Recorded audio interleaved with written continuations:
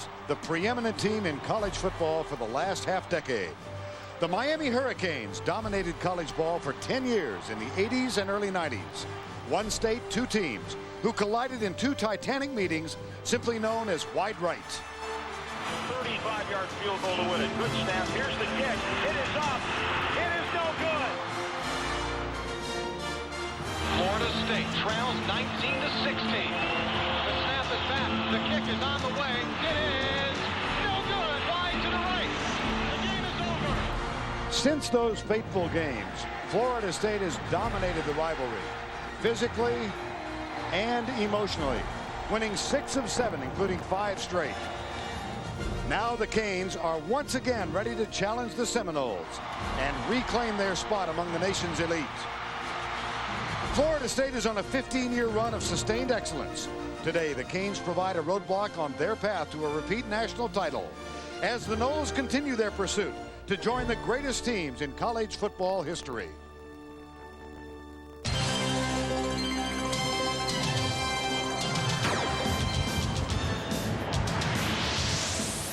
We welcome you to South Florida, and we welcome you to the Home Depot College Football on CBS. Today, the top-ranked Seminoles of Florida State take on the 7th-ranked Hurricanes of Miami.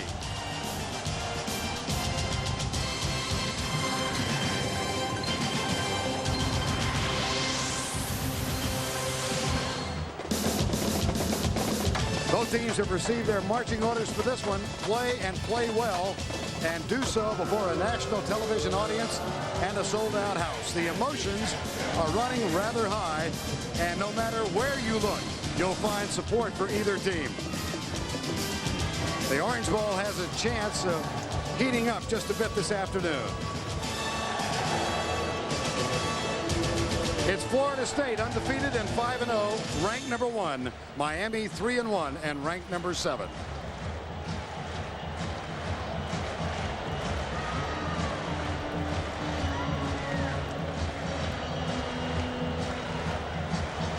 Florida State coming back into the Orange Bowl. Chris Winkie, the quarterback, now 28 years old. First 3-year starter in Bobby Bowden's tenure at Florida State. And here come the Seminoles.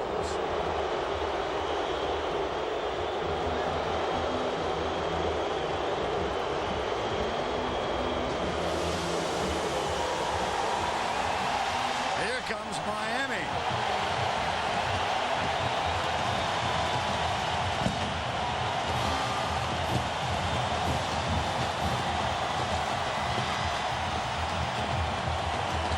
Good afternoon, everybody. I'm Vern Lundquist.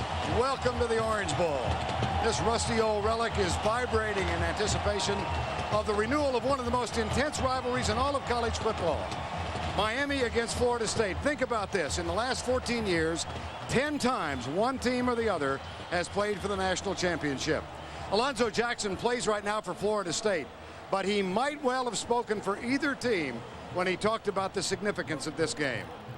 I'm ready to get in there, for sure.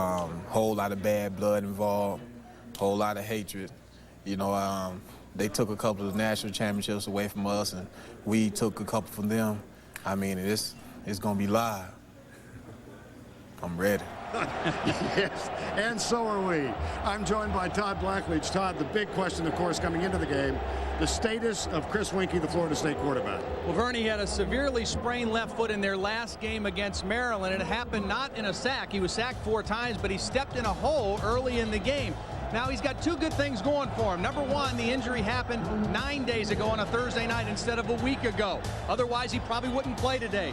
The other thing is, it's his left foot, and for a right-handed quarterback, that's very significant.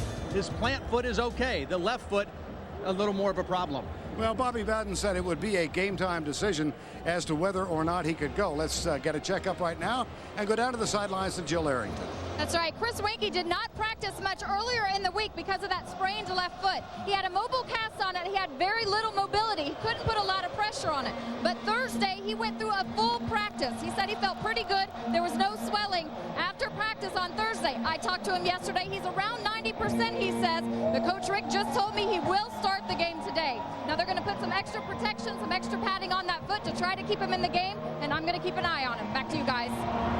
right, Joe, thank you. And, of course, there's a big edge in experience, Florida State versus Miami. Well, there's some similarities between the two quarterbacks in this ball game. Both Chris Weinke and Ken Dorsey have played extremely well through the first month of the season.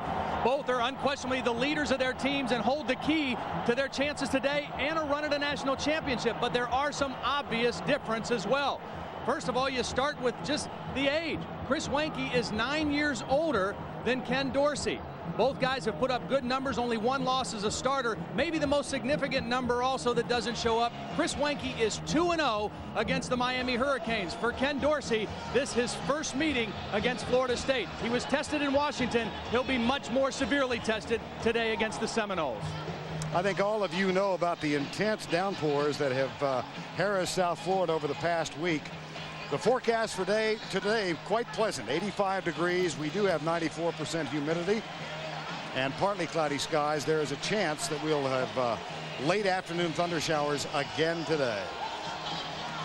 And moments ago, the flip of the coin took place, and former Miami legend Jim Kelly to midfield. Lay to the Buffalo Bills.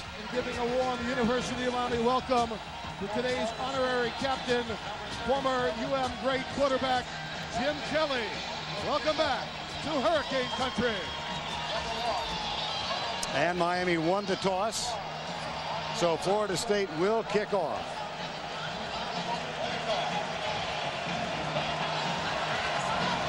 Andre Johnson, number 5, one of the 2 deep men. And Daryl Jones, number 1, joins him.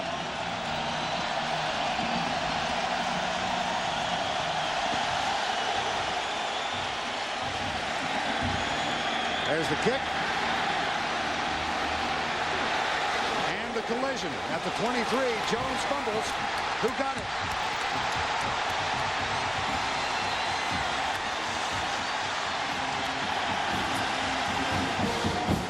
I think Florida State got it. Ronald Bolden of Florida State is the guy who's going to come up with the football. Butch Davis told us yesterday we can't get beat on the special teams. Actually, Charles Howard, I think, is the guy who came up with the ball. But watch the opening kickoff. A big hit by Michael Boulware knocks the ball loose. And on the opening play of the game, a huge break in the kicking game for Florida State. Howard comes up with a recovery. Florida State first down just inside the 25. And here's the 28-year-old senior hampered by the bad sprain in his left foot, Chris Weinke. Backs are in the eye. Flip formation right side. The handoff goes up the middle to Travis Minor, and the senior inside the 20. Let's check the Florida State offense, and it is potent. Up front, Brett Williams gets the start with Ammon, Jared Moon, Otis Duhart, and Sharon Dorsey. Carlos Thomas will also rotate at the tackle spot. And the hurry-up offense, Minor, McCray, Minnis, Morgan, and Franklin, they're at the line on second down. Minor gets the handoff, and that's going to be a yard short of the first down at the 16. Tackle made by Howard Clark, number 45. Miami's defense, Quincy Hips. Damian Lewis is starting. He's bothered by a broken bone in his right foot. William Joseph and Jamal Green. Dan Morgan is en route to become the all-time leading tackler in Miami history. And the secondary just might be as good as any secondary in the country. Rumpf, Blades, Reed, and Myers. 3rd and 2.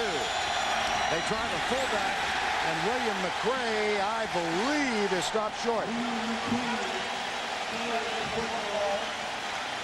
A huge answer by the Miami defense after the turnover, bringing up 4th down. And Damian Lewis, everybody talked about Chris Weinke's injury this week, but Damian Lewis's injury, a broken toe on his right foot, just as significant to the Miami cause. He is the best interior defensive lineman in this ball game, a real disruptor. He did not play against Rutgers, but he's in there trying to go today. And Marcus Outson replaces Chris Weinke as they go for it on 4th and 1. He is, on a good day, the more mobile of the 2. Quarterback sneak right side. I do not know. FSU has scored on 4 of 5 opening drives this year. The one time they were stopped was a drop pass on 4th and 1 against Louisville. One of the secrets to run the quarterback sneak, pause just a half a second to allow the surge to go. Pretty good penetration by the Miami defense, but in that situation, not much yardage needed for Marcus Outson. Butch Davis in his 6th season as the head coach at Miami. Now let's see if his indication is correct. Good read. They stopped them. Take a look now at the penetration. Right over the right guard is where they were going to try to go. Watch the penetration right here at the point of attack.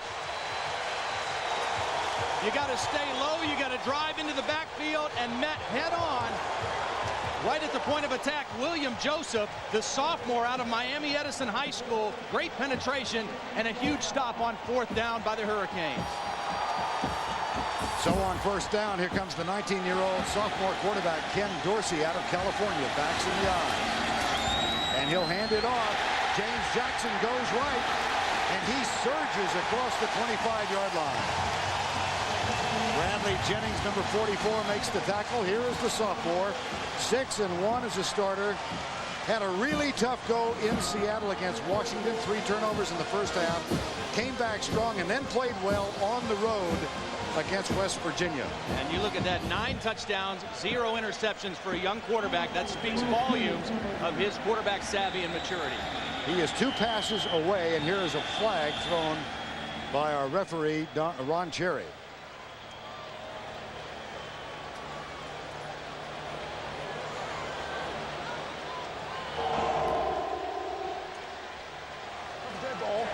Illegal substitution. 86 broke the huddle. 12 men broke the huddle. That's Ivan Mercer, number 86, who apparently was the 12th man. Bobby Bowden. And here comes Miami after the penalty. 1st down and 15. Najee Davenport, number 4, is the fullback, and Jackson is the tailback. Santana Moss, Reggie Wayne, the wideouts.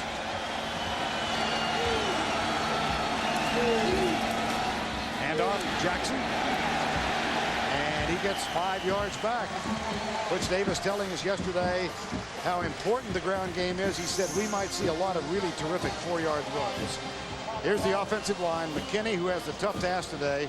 LaFleur, Romberg, Bibla, and Joaquin Gonzalez. James Jackson, Najee Davenport. The wideouts are Moss and Wayne. Ivan Mercer, the tight end. 2nd down and 10. This is Davenport coming to the left side. And Dorsey to throw. Flips it across to Davenport. And he gets yardage to the 33. Defensively now for Florida State. And we mentioned McKinney's tough job. It's Jamal Reynolds. He has 10 sacks on the year. Darnell Dockett, Jeff Womble, and David Warren. Tommy Polley, Bradley Jennings, and Brian Allen are the linebackers. And in the secondary, Clevan Thomas, Chris Hope, Derek Gibson, and Tay Cody. This is about as quick a defensive team as you'll find in the country. 3rd and 4. Little confusion for Miami already in their first offensive possession. They had the 12 men break the huddle. Now a confusion on the alignment, and they're forced to use a timeout. So a lot of jitters early in the game. Dorsey comes to the Miami sideline. Time has been called. They're scoreless in the first.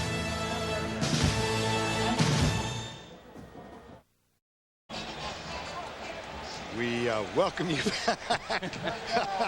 We welcome you back to the Orange Bowl after the timeout. 3rd and 4, Miami. DJ Williams and Najee Davenport in the backfield. That's Darrell Jones in motion, number 1. And he may have moved early. This is Najee Davenport, and I think Miami's going to be guilty of illegal motion.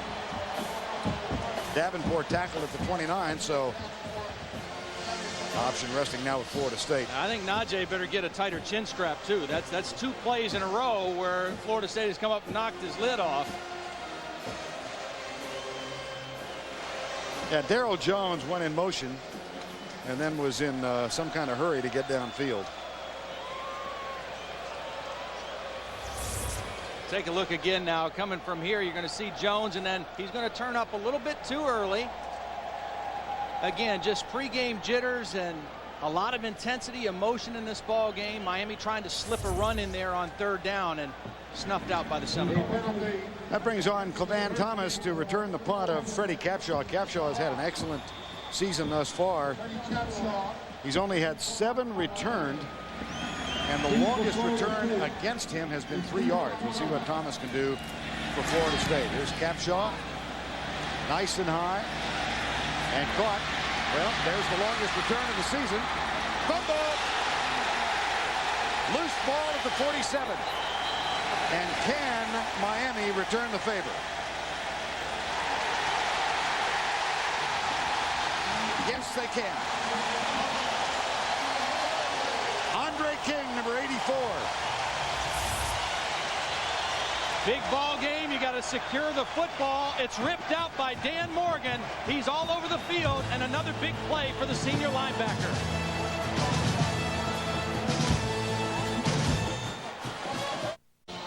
Turnovers now even at 1 apiece. 10:46 to go, first quarter. The 17th forced turnover thus far this year. Yeah, they've improved over the last 4 years each year, and they're on a record pace this year with forcing turnovers. I think they got to try to get Santana Moss involved in the game quickly here with this good field position. Here's Dorsey dropping back with a 4-man rush. Goes deep left side for Santana Moss. He is belted and cannot hang on as Tay Cody, number 27, came up to deliver the blow. See, Santana Moss has the kind of ability that Peter Warwick had at Florida State. I mean, there's great athletes all over the field, but he has the ability as a returner, a receiver, a runner to rise above and take over a game. And a guy like that, you want to get involved in your offense very early. Get him into a rhythm. That time, a nice hit by Tay Cody separated him from the football. Jackson and Davenport back in the lineup, and this is Darrell Jones, number 1, in motion. Dorsey flips it out. That's caught by Davenport out of the backfield. And he's got a first down at the 37. Ken Dorsey, sophomore from California. How about a scouting report? You know, I'm a big fan of Ken Dorsey's. I really am. I think he's going to be an outstanding quarterback here at Miami. He protects the football really well. 19 touchdowns, only 1 interception in his career. He makes good, quick decisions. He's got a good mind for the game. Very accurate thrower. Now, on the negative side, he's not a great mobile quarterback, and this is his first game against Florida State. I mean, he's got to get acclimated to the speed of the game very quickly, and I think here on this drive, he's looking like he's caught up to the speed of the game. 6-1 as a starter. The lone loss was in Washington. Here's the stretch of the chain to see if indeed Davenport got the first down. You know, Najee Davenport is a tailback by trade. I mean, he's been moved to fullback by necessity. Last week against Rutgers, he started the game at fullback, had 75 yards, and he did it because of injuries. That's the only reason he was playing fullback. But in this game, he can be a real key contributor because as the fullback, a receiver coming out of the backfield against this Florida State defense, sometimes that fullback gets lost in their coverage. They're so aggressive, so much man-to-man, the fullback an easy guy to lose track of. Will McPartland was the starter, but suffered a concussion and probably is gone for the season. So Davenport's in there. Here's the handoff to Jackson. He's got room left side and plunges inside the 35 to the 33-yard line. Tay Cody makes the tackle. Well, how's Michael Vick doing? Let's go back and check with Tim Brenda. Vernon Todd, Michael Vick 2 years ago lost to Temple 28-24. Here, Lee Suggs takes it in after a block punt by Wade Ward. Remember, guys, Virginia Tech is a very big fan of the Hurricanes today. They're up right now 7-0 over Temple. Yes, indeed, Tim, they are. Second down. Virginia Tech comes down here and plays less than a month. Here's Jackson. And he moves to the 27-yard line. Ken Dorsey getting his first start against Florida State. How have first-time starters done against FSU? Well, recently not well. Craig Erickson did get a win. Yeah, that's the most recent win for Miami for a starting quarterback in his debut game. Again, we mentioned Chris Wenke. He's 2-0 against Miami. One here in '98 as a first-time starter. One again last year in Tallahassee.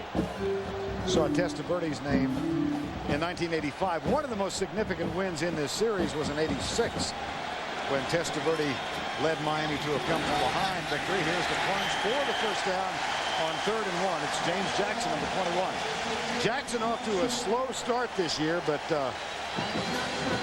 he came unglued to 118 yards against Rutgers in that rout last week, a 64-6 win.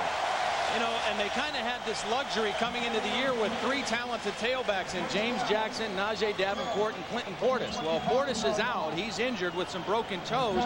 So Jackson's starting to get a lot more playing time. Then the injuries at the fullback puts Davenport in at fullback. So James Jackson, more of a featured back here the last couple weeks for the Hurricanes. They do expect Portis back in 2 to 3 weeks. Broken toes and a foot in practice. Play clock. Whoops. Delay of game. Momentum killers. Yep. You know, and Ken Dorsey tapping his chest saying, my fault, I lost track of it. But when you got the thing rolling against Florida State, you can't shoot yourself in the foot like this. You've got to keep the pressure on them.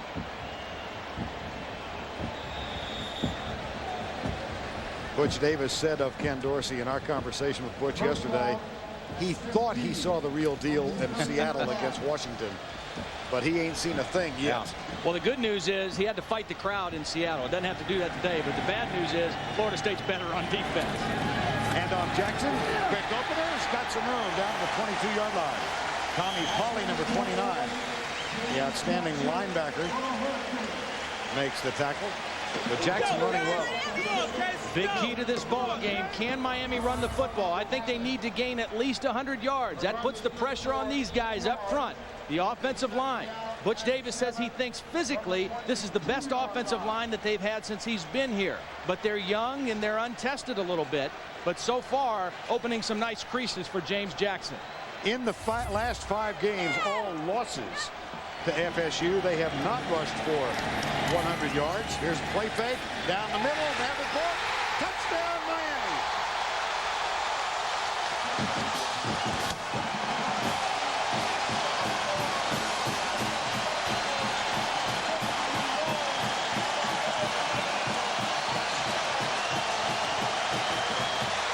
Vern, like I said, the fullback against Florida State sometimes gets lost. Watch Davenport slip right through the middle of the defense, unaccounted for. They're conscious of the wide receivers, the tight ends, but nobody picks up the fullback Davenport, the number 3 receiver, and a touchdown. Touchdown reception by Davenport, set up by the fine running thus far. Extra point is good.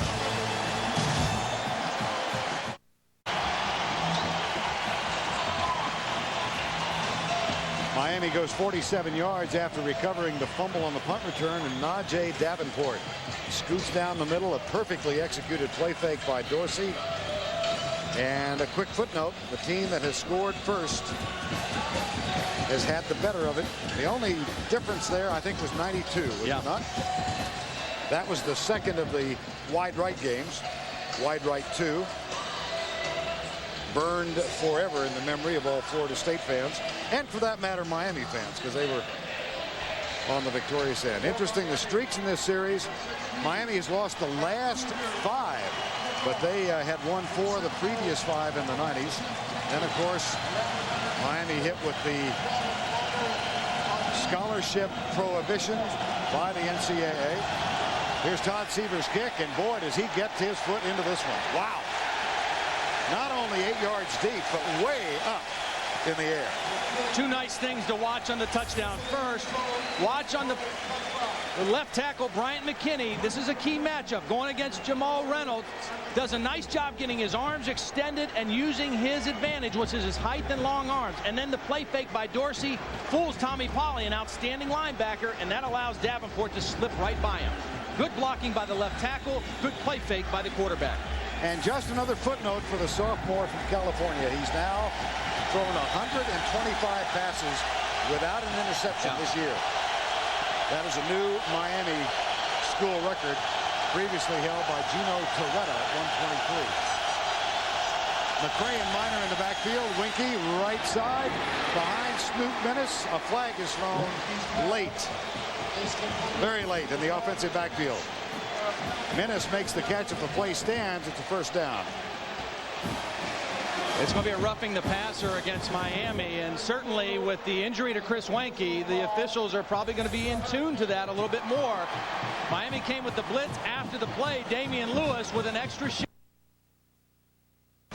And again, those officials will be watching Chris Wenke very closely today. Personal foul, roughing the passer, 15 yards added to the end of the run, automatic first down. 92.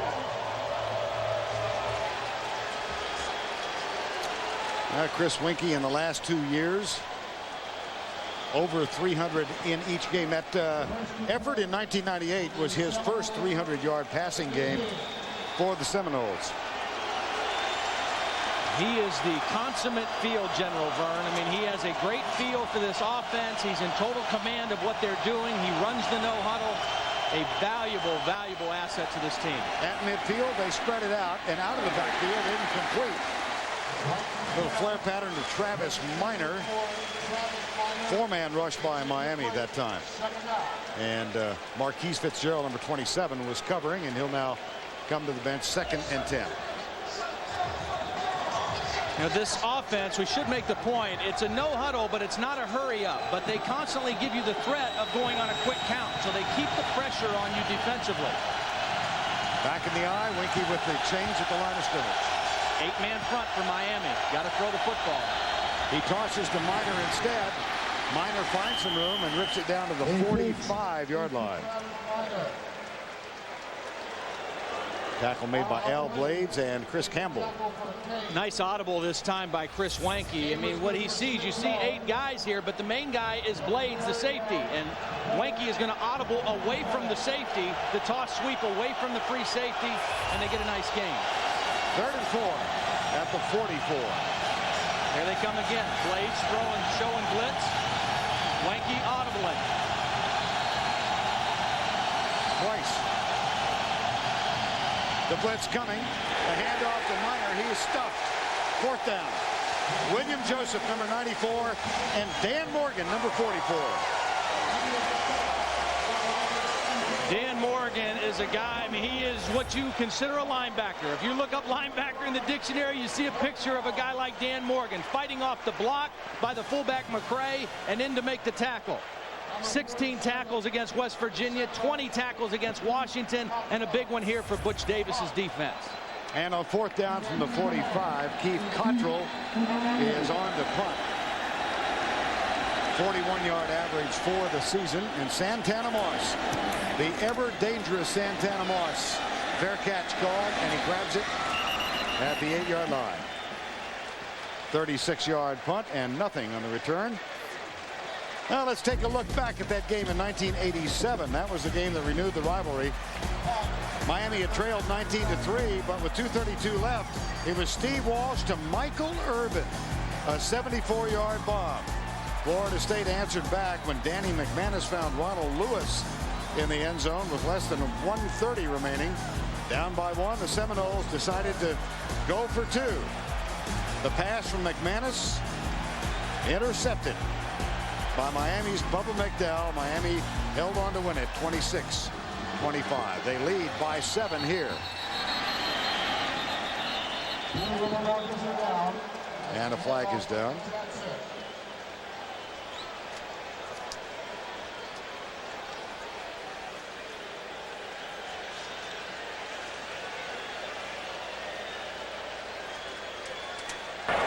Prior to the snap, false start on the offense. 5-yard penalty. Well, they have not been out without their mental mistakes. Bobby Bowden, Miami has handed FSU its first loss 8 times in the 26 years that Bobby Bowden, 25 previous games that the Bowden regime has sent Florida State out against Miami. And FSU, of course, has won 17 games in a row. Last loss to Tennessee, national championship. Play fake from the end zone. Dorsey has a man, overthrows him. Santana Moss was getting double coverage, but had the pass been lower and had he let him. Well, let's check in on how Virginia Tech's doing. Here is Tim Brando.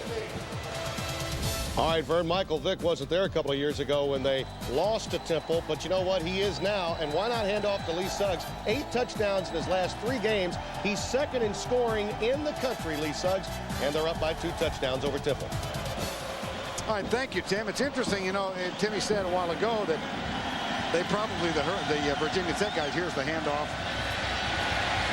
And Jackson gets out to the 8-yard line. Virginia Tech probably hoping for a Miami win here. That has to do with national championship aspirations. But, of course, they're both Big East opponents. Well, Big East, BCS, strength of schedule, right. All that. You know, Virginia Tech wants that game when they come down here November 4th to be just as significant as this one is. And so that's why they're cheering for the Hurricanes today.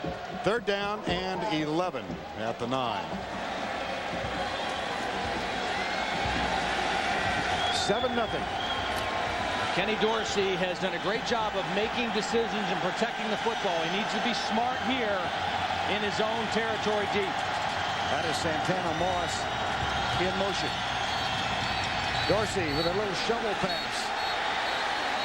The old Utah shovel pass. That is an incomplete pass. However, well, I think the play clock ran down on Ken Dorsey again. And that's twice now here in the first quarter that they were unable to get the play off. Ken Dorsey is signaling to the sidelines. Well, prior to the snap, delay of game on the offense. Again, Ken Dorsey knows where the play clock is, but he's got motion. It's tough to speed it up when you've got motion in the play and they're unable to get it off. And after the play, signaling to the sideline, hey, speed it up over there too. I'll hurry up, but get them into me quicker as well. That is the 4th penalty against Miami. It was a dead ball foul, so the penalty must be taken. It does give Miami another chance after the incomplete pass. 3rd and 16 at the 4. Reggie Wayne near side. Dorsey half roll. Has a man open. That is Andre King, number 84. Derek Gibson, the strong safety, defending. We'll see what kind of an athlete Jamal Reynolds is. This time they try to block him with the back. Watch him right over the top of James Jackson, but James able to get enough of the knee to knock him to the ground.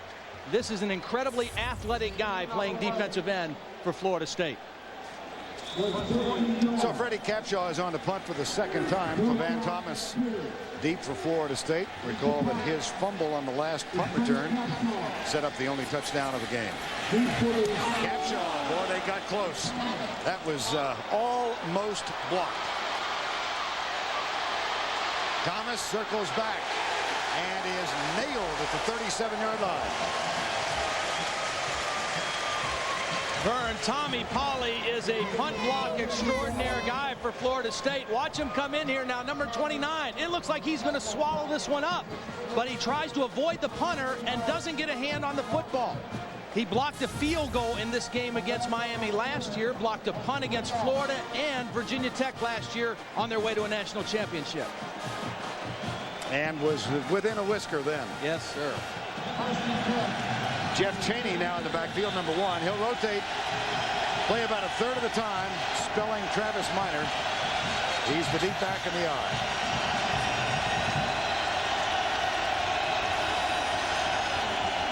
Winky across the middle, crossing route, dropped by Robert Morgan, number 87, the slot receiver.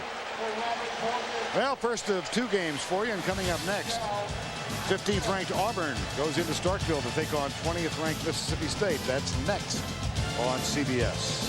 Take a look at Robert Morgan, a very effective runner after the catch, but hey, you got to catch it first. You can't go anywhere until you secure the pigskin, and that time Robert Morgan a little ahead of himself.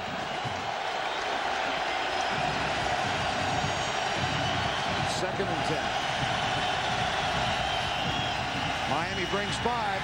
They put a hand on Winky. He rolls out and more is it a catch? Snoop Minnis, number 13, grabbed it for Florida State. I'll tell you what, Snoop is unbelievable. This guy is listed as 185 pounds, but I think he really weighs about 170 pounds. Skinny pipe cleaner arms, but watch him fight for this football and make the catch. First First of all, watch Wanky. The pressure is going to come from Damian Lewis again right here. The key, the guy for Miami's defense. Wanky on the bad foot eludes the pressure. And now watch Snoop Menace fight for the football and take it away from Mike Rump.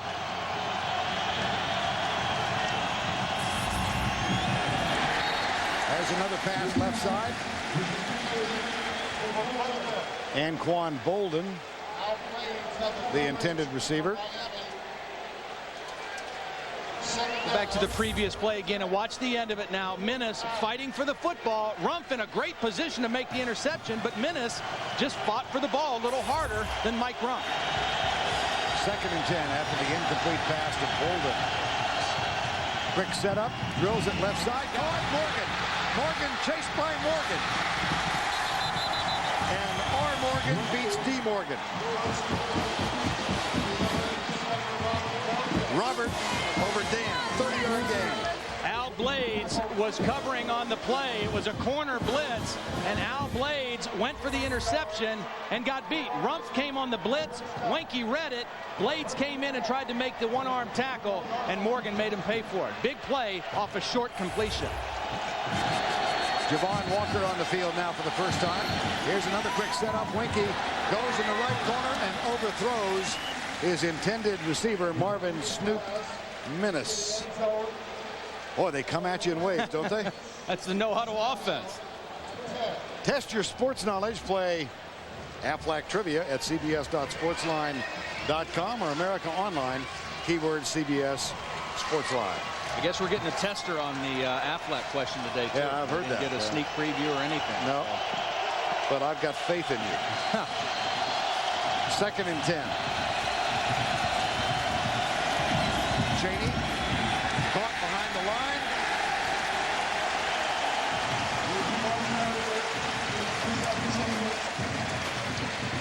Chris Campbell, Dan Morgan.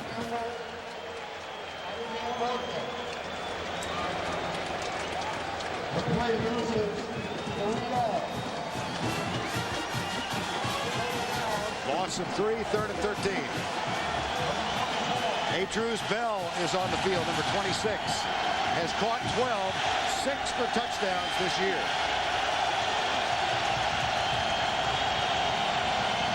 Winky changing on 3rd and long.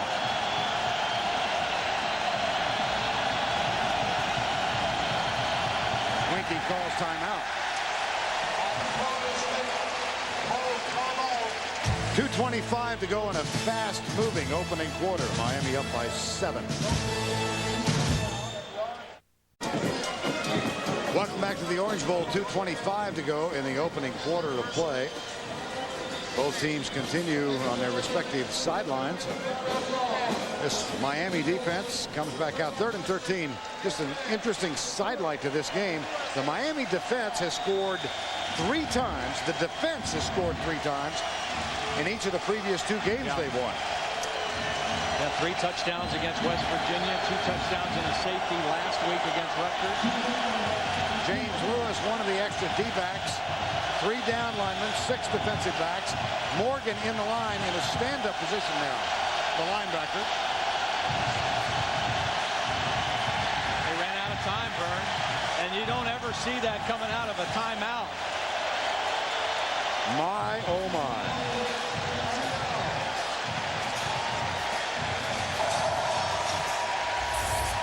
They called timeout because of confusion. Now Chris Wanky still trying to communicate a new call, and you see the play clock all the way down.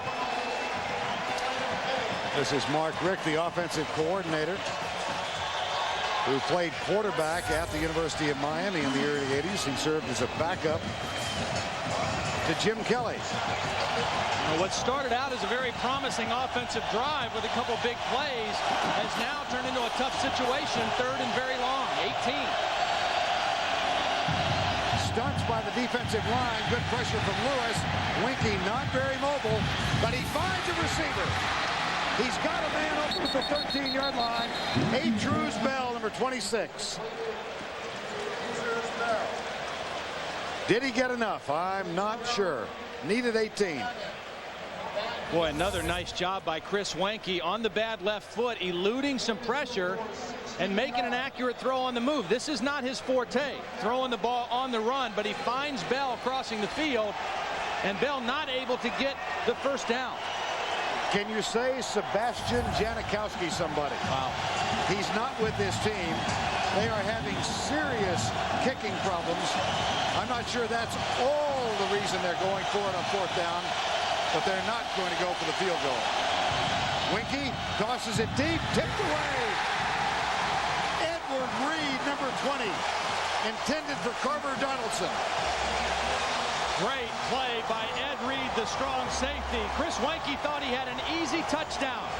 The tight end had Reed beat, but Reed with great makeup speed makes the play. Watch Weinke. He says easy touchdown. We fooled him.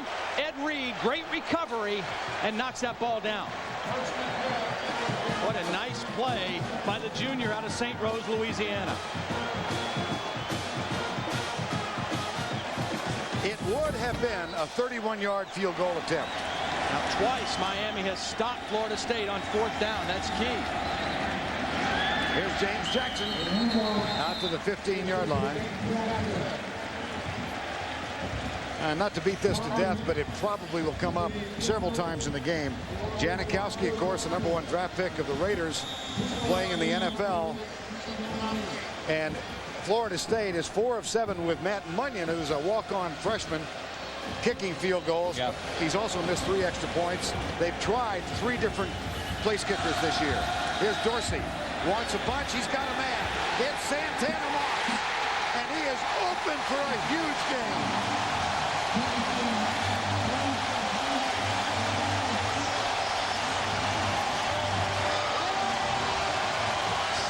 42 yards. Again, they go off the play action. They've had some success running the football. Watch the play fake to Jackson, and they go right after Cookie Thomas, one of the better cornerbacks, but Santana Moss clearly a couple steps on him, and Dorsey gets him the football. Santana is the guy who can take over this game. He's got that kind of ability. They're getting him involved early. 42-yard gain, 1st and 10, and they have to burn another timeout. That leaves them with 1. 35 seconds to go, first quarter. Miami by 7.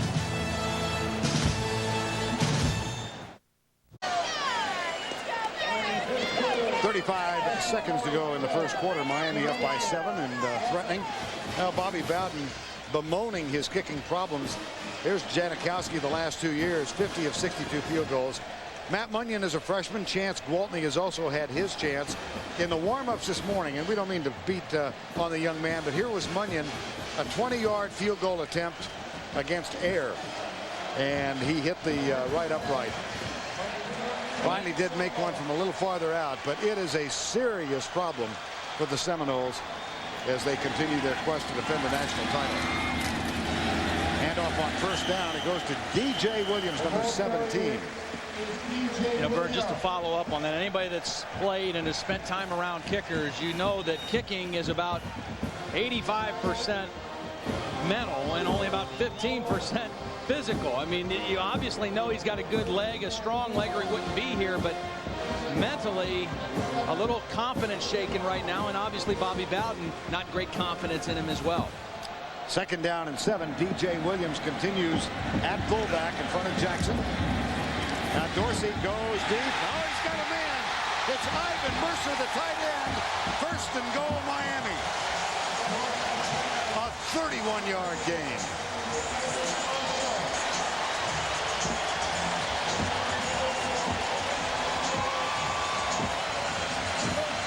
The Florida State defense very concerned with D.J. Williams, the fullback, coming out in the flat, and they forgot the tight end. We've seen them forget the fullback down the middle. Now we see them forget the tight end, Mercer, down the middle of the defense.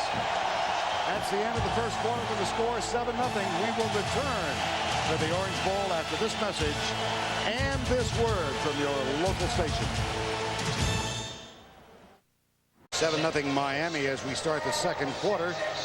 And the Hurricanes, having gotten a touchdown pass to Najee Davenport, have now moved from their own 14 to a 1st and goal at the 8-yard line. Ken Dorsey, 6 of 8 for 125 yards and 2 big pass plays on this current drive. Reggie Wayne starts in motion. Hand off to Jackson, who is stuffed behind the line, loses yardage back to the 10-yard line. Tackle is made by Jeff Womble, number 91. Well, we welcome you back to the Orange Bowl. Vern Lundquist along with Todd Blackledge. We don't want to say we have a bunker mentality, but it's a little comfy in here. Dorsey has been really cool. Yeah, he really has, and I thought it was very important that he played within himself in this ball game. He didn't have to try to be like one of the great former Miami quarterbacks. He just had to play his game, and I think he's done that. He has settled into the pace of the game, and he's making good decisions of where to go with the football. Santana Moss splits wide left. Wayne starts in motion. Dorsey play fake. Goes for Wayne, who was held up. And it's an incomplete pass. Cookie Thomas, number 8. Good coverage. Well, Reggie Wayne has kind of been the go-to guy for Ken Dorsey so far this season and really in his career. He's thrown 7 touchdowns to Reggie Wayne, and every other receiver's only caught 1 from Ken Dorsey, so he has been kind of his favorite target, but good coverage that time by the Seminoles. You see the red zone stats for the year. They face a 3rd and goal from the 10 now. Moss is in the slot to the left side. Movement by everybody except the center, Brett Rumberg. The right side of the offensive line. Martin Bibler, the right guard. Joaquin Gonzalez, the right tackle. A little early movement. Both teams hurting themselves with the concentration penalties here in the first half. Prior to the snap, false start, offense. It's a 5-yard penalty. Obviously, we've got a little feedback problem with Ron Cherry's microphone. Take a look right here now. Ken Dorsey going a little longer count, and he's ready to go. The right side is ready. The center's not ready. The left guard's not ready. So obviously a miscommunication on what the exact snap count was. Double tight end set, 2 backs and 1 wide receiver. It's Wayne. And here's one of the tight ends, Robert Williams. Play fake. They go into the corner for Reggie Wayne. And again, he was held up, and this time they throw the flag on Tay Cody. Wayne got a step. Nice call by Larry Coker. You bring 2 tight ends in, you bring the rest of the defense in, and you isolate one-on-one. And you can see Wayne did a great job of escaping the bump and run coverage, and Tay Cody had no choice but to try to grab the jersey.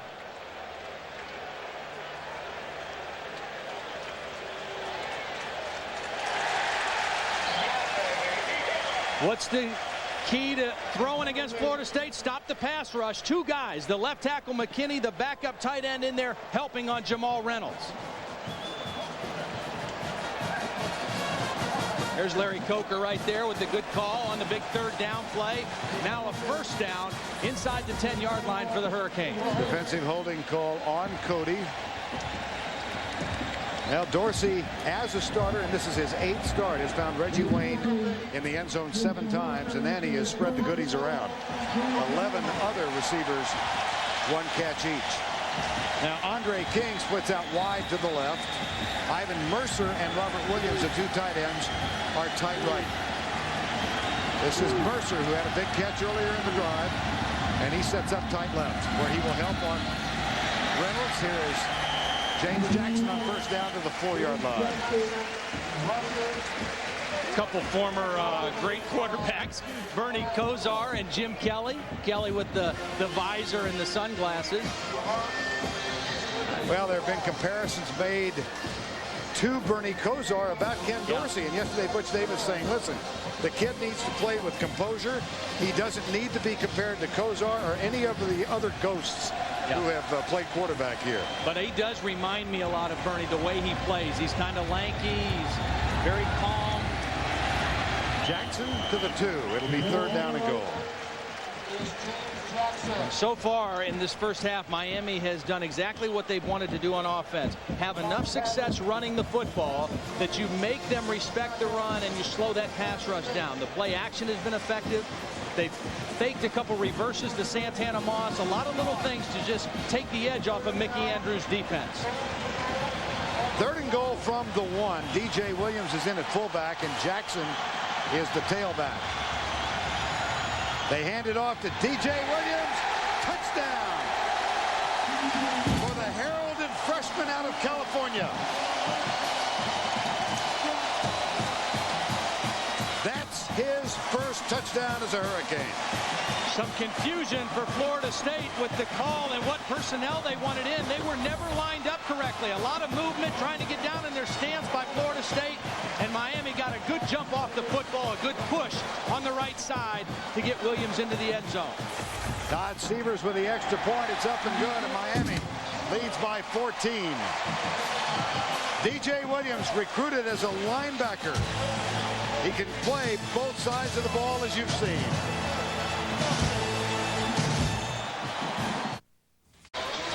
Back at the Orange Bowl where Miami is leading 14-0 and DJ Williams got the TD. Well, we talked about the miscommunication. Look at Bradley Jennings still trying to find out where they're supposed to line up. They ran right where he was supposed to be, got totally knocked into the end zone. A little miscommunication on the Florida State defense, and Miami in the end zone again. 86-yard drive after Miami had stopped Florida State on 4th down inside the 15 for the second time this afternoon. Todd Severs getting ready to kick off. Davey Ford and Jeff Chaney. There's Chaney number 1. Davey Ford wears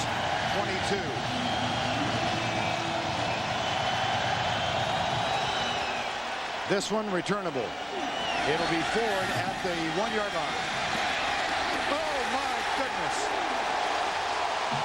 Carl Walker, number 38.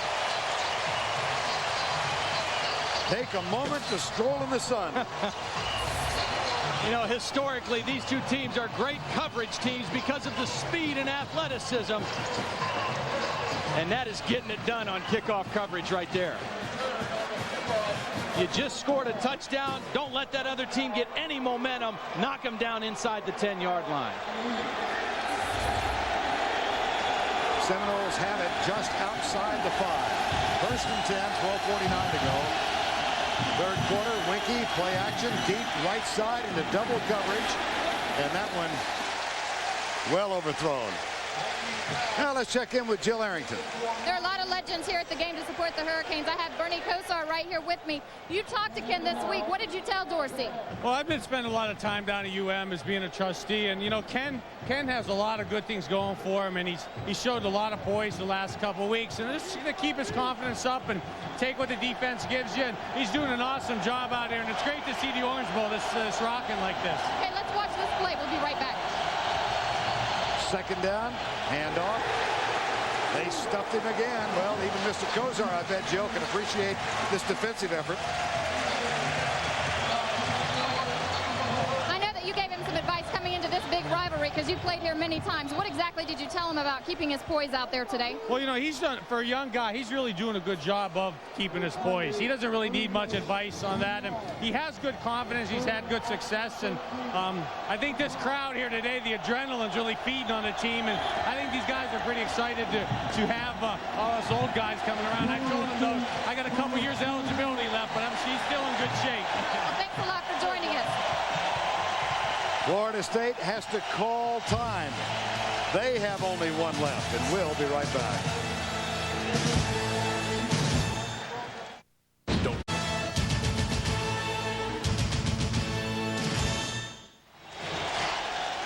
Florida State looks at a 3rd and 13. They've yet to convert a 3rd down, and they do so now. Attempt it from their own 5-yard line. Miami counters with 6 defensive backs, and Winky will go out of the shotgun. 4 deep, and they're 20 yards deep. Here's Winky across the middle, and the tackle is made by Damian Lewis, number 92. So important to their defensive effort today. Well, Dan Morgan telling us yesterday he can't remember when they put the bleachers out in the south end zone, which they did for this game. Yeah, 3,000 extra seats, indicating what a huge game and the anticipation that Miami fans have that the Hurricanes are back and this rivalry is back. And that crowd noise in this part of the end zone has forced some tough plays and a timeout. Keith Cottrell with his feet on the end line. Here comes the pressure. Santana Moss moves up, grabs it for 37. Jukes to the right, and a nice open field tackle is made at the 32-yard line. 6 on the return for Santana Moss.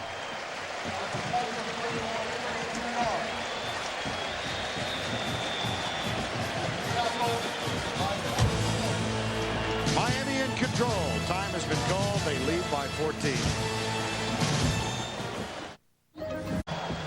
14-0 Miami. Greg Schiano, defensive coordinator, likes to throw some junk at you on third down. This is Damian Lewis, the nose guard, the best pass rusher. But watch, in a zone blitz concept, he fakes the rush, drops back like a middle linebacker. Now watch the hit on Travis Minor. That's a nose tackle making that play. A big physical guy, but also very athletic. And it helps set up great field position for Miami. Here's Dorsey going deep. Oh, he had a man. Andre Johnson, the freshman, number 5. He was there. He sure was. Again, off the play action fake. Coming up tomorrow, a doubleheader for you, the NFL on CBS. Dick and Dan and the crew just up the road. Buffalo and Miami tomorrow. Indianapolis, New England, Pittsburgh and the Jets. Tennessee, Cincinnati. And at 4:15, many of you will see Oakland against the 49ers. And it all kicks off with this charming group on the NFL Today. Najee Davenport, number 4, at the 27-yard line. The tackle made by Tay Cody, number 27.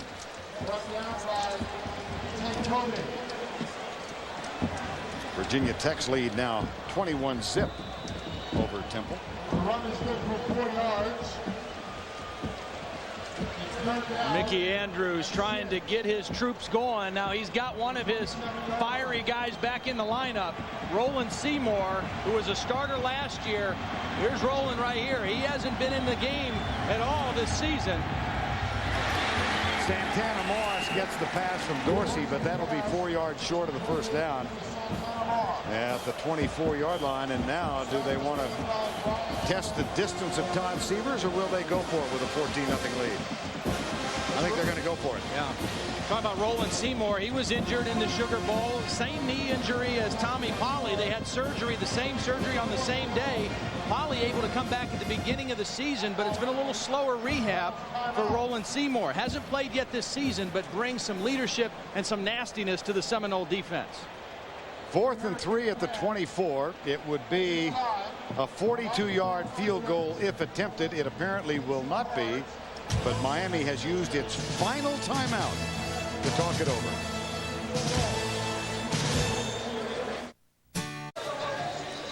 Todd Severs, a redshirt sophomore from Ankeny, Iowa, in his first year as the kicker, and he has talked the coaching staff into letting him try one from 42 yards out. This would be a career long. As long as previous 33. And that familiar refrain when these two teams get together, wide right.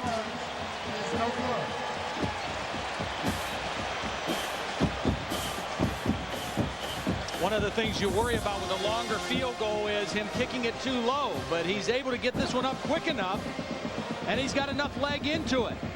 But as you said, that familiar refrain of wide right applies to the Hurricanes. And a good stop for Florida State to stem the tide a little bit here. Their defense tired in this first half, on the field a long time. Well, lest you think he can't boom one, he had a 63-yarder at Ankeny High School in Iowa. First down and 10, though. Here comes the blitz. Winky finds a receiver. And Quan Bolden just about broke that one for the whole 9 yards. 16-yard gain as it stands. Time now for our Exxon virtual playbook. We're going to take a look today at the Seminoles Zone Buster, a play you'll see Florida State run a lot of different times from different sets. It's a quick, easy read for Chris Wenke. He reads the strong safety. He comes up on the back, throw the curl. He defends the curl, throw the wide flare. Easy read. They run it a lot. Winky has a man drop it. That's the second one for Robert Morgan.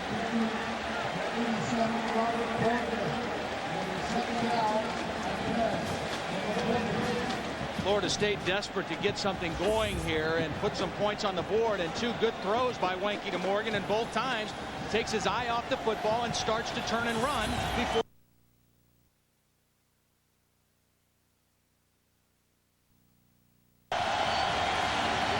No pressure this time. Winky lets it go. It's caught. Andrews Bell got loose behind double coverage. Edward Reed and Mike Rumpf were both back there. But a 35-yard gain. Winky to Bell. Great throw, too, by Chris Weinke, putting it out on the outside where only his guy has a chance to make the play. It's either incomplete or Bell can make the catch. Nice throw over 2 defenders, and Chris Weinke takes the hit from Matt Walters at the end of the play, but gets the completion. 35 yards on the completion, first down at the 25. Under 10 to go before the halftime break. Weinke deep, intercepted by Reed. He's going to be down at the 1-yard line. Weinke overthrew his intended receiver.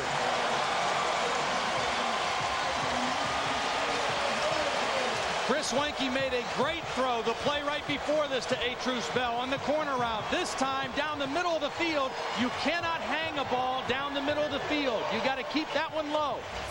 He's going to try to hit Bell down the middle against cover 2. There's an area there, but you can't hang the football in the air. You cannot throw the ball down the middle of the field. Gets over the receiver, and an easy interception for Ed Reed. Just doesn't get down on this football, has his man open, but too high for his receiver Bell. That's the second interception of the season for Ed Reed. First down at the 2-yard line. Dorsey, handoff. James Jackson out to the 5-yard line. So Florida State continues to trail by 2 touchdowns. The last time they were down 14-0 was to Tennessee in the national championship game in '98, and they wound up losing that one. That, of course, their last loss, as a matter of fact. Good opportunity for Bobby Bowden's defense right now with Miami backed up inside the 5. They need a 3-and-out right here. Ball is slipped to the fullback. 2 yards. It'll be third down. That was DJ Williams. Now let's go back to New York and check in again with Tim. Vernon Todd and the ever-changing cavalcade of quarterbacks for Steve Spurrier. It's Rex Grossman getting the nod today. Here, culminating a 98-yard drive to Jabbar Gaffney. That's a name I think you guys remember. Florida leads LSU 7-0 in the second. Do indeed. First game of the SEC season, Florida-Tennessee. Gaffney made the controversial catch for the win. Third down. Robert Williams, number 80, in motion. Dorsey flips it out. Contact? No contact. Nice play by Brian Allen. That's senior against freshman, and he knew that play was coming. They tried to slip it to the fullback, and Brian Allen, the senior out of Lake City, right on top of it. Take a look. Maybe there is some contact with his right hand, but he's going for the football and gets the left hand on the football. Now let me restate things. There was contact. It just wasn't deemed illegal contact. Freddie Capshaw will punt from 8 yards in. Nick Maddox waits for it. That's a fine punt. Maddox drifting back to the 40. Downfield coverage. There's an illegal block in the back. So this one's going to come back. But there's another flag thrown at the 46 near the point of the tackle. So this might take a while to unsort. A 44-yard punt, 12 on the return. Again, another mistake by Florida State in this ball game. They had the good 3-and-out by their defense. They make Miami punt out of their end zone. They have a chance to have great field position, and Abdul Howard, a backup defensive back, in position to make a block, just doesn't concentrate enough and gets the penalty for the block in the back. Now Rod Cherry's going to sort this out. We have 2 fouls on the play. We have holding on the return team. That penalty will be declined. We also have an illegal block in the back on the return team. That's a 10-yard penalty from the spot of the foul. First down. Andre King, the wide receiver, was the first guy down there for Miami, and Nick Maddox had enough room to try to make him miss. You want to make the first guy miss on a punt return, but look at Howard. He doesn't need to make that block. If you can't get a clean block, just stay away from him. And so Florida State now, instead of starting on the 50 or better, they're back to their own 36-yard line. They have 1 timeout left and 8:17 to go before the break.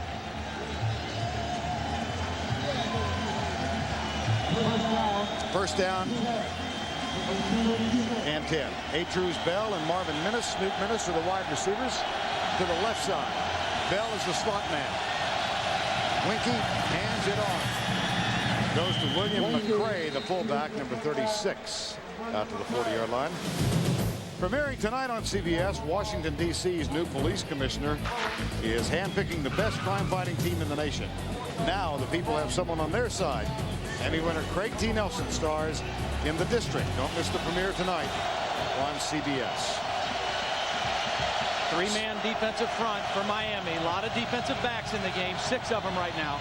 Here comes the three-man rush. Winky steps up across the middle, caught by Anquan Bolden, slips a tackle and is brought down at the 45-yard line with a first down by Philip Buchanan, number 31. Three-man rush, not able to get great pressure. Wanky able to read the defense and allow this route, which takes time. Bump and run coverage, running the deep end. That takes some time to develop. Wanky has time to get it to Bolden. Here comes the blitz. Edward Reed coming. The pass complete at the 39-yard line to Snoop Minnis out on the right side, and Philip Buchanan with the tackle. You know, one of the best things I think Miami has done defensively in this first half, Vern, aside from the great plays on 4th and short, is Greg Schiano has gotten them lined up. He's kept it very simple. He's allowed them to just play. They haven't been flustered at all by the hurry-up offense. They've been in position, and they've played hard here the first half. Winky with the change. Miami threatening the blitz. Laycock down to 5. Comes the rush. Winky on the adjustment. The out route to Bolden is incomplete. There is the defensive coordinator, Greg Schiano. Third down, 5. Greg Schiano had some time at my alma mater with Jerry Sandusky at Penn State. And one of the things he learned from him, he says, hey, your opponents, good teams, are going to make plays on you. That's not the critical thing. The critical thing is how do you respond after they make some plays. One thing he learned from playing Florida State last year was keep it simple, get your guys lined up, let your athletes play. FSU still looking for its first third down conversion. They've missed on 4 attempts. Left side. Incomplete. Intended for Snoop Minnis. And the coverage from Mike Rump. Number 8. 4th down. Pretty good coverage by Mike Rump on the slant route. He gets his hands on the receiver early. And then very similar to the play Brian Allen made for Florida State a little while ago. Contact on the way to the football. Good no call. And again, a nice defensive play by the Hurricanes. Now Keith Cottrell back to punt. Santana Moss has pitched his tent at the 10-yard line. This one will sail into the end zone and come back to the 20. Touchback.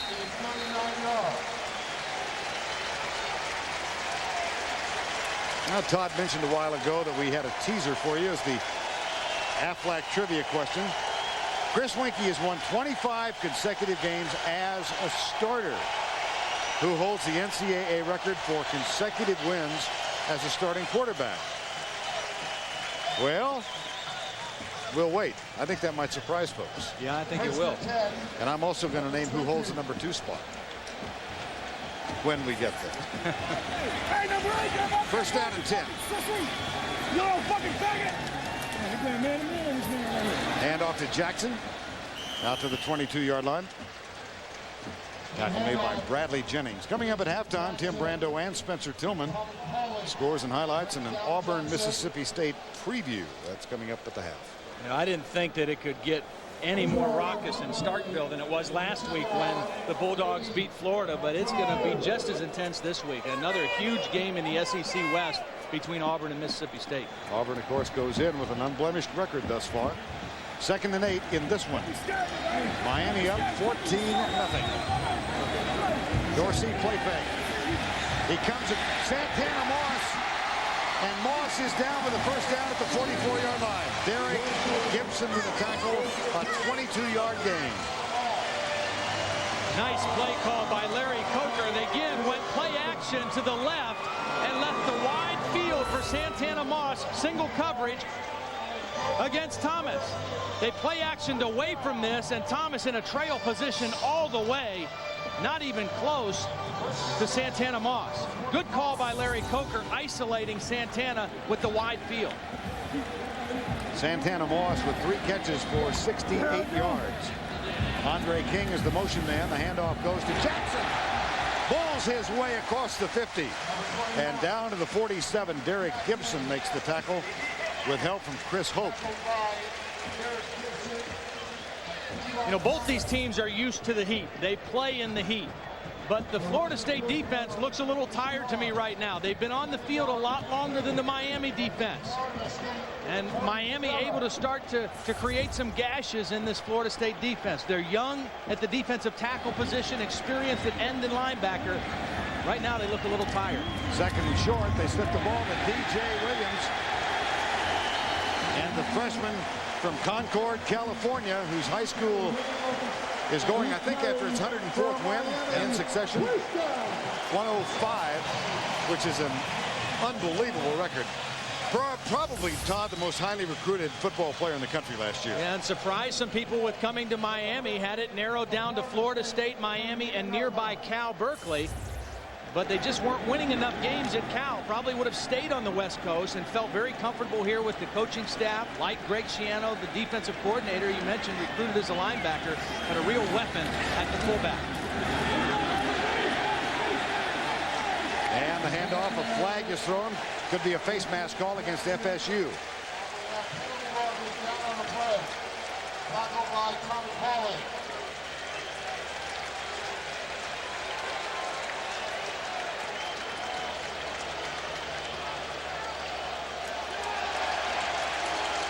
It is indeed Chris Woods, number 98. They got him for the 5-yard variety of face mask play. Watch the end of the play. There it is right there. Chris Woods, defensive tackle, got his hand on the face mask. And after the penalty at the 27-yard line. Miami has lost 5 in a row to FSU. In those 5 games, they've yet to rush for 100 yards. Already today at 75. One of those old great cliches of football, but it's proving itself true today. Matt Moss out of the backfield, his 4th catch. And let's check in once again with Jill Arrington.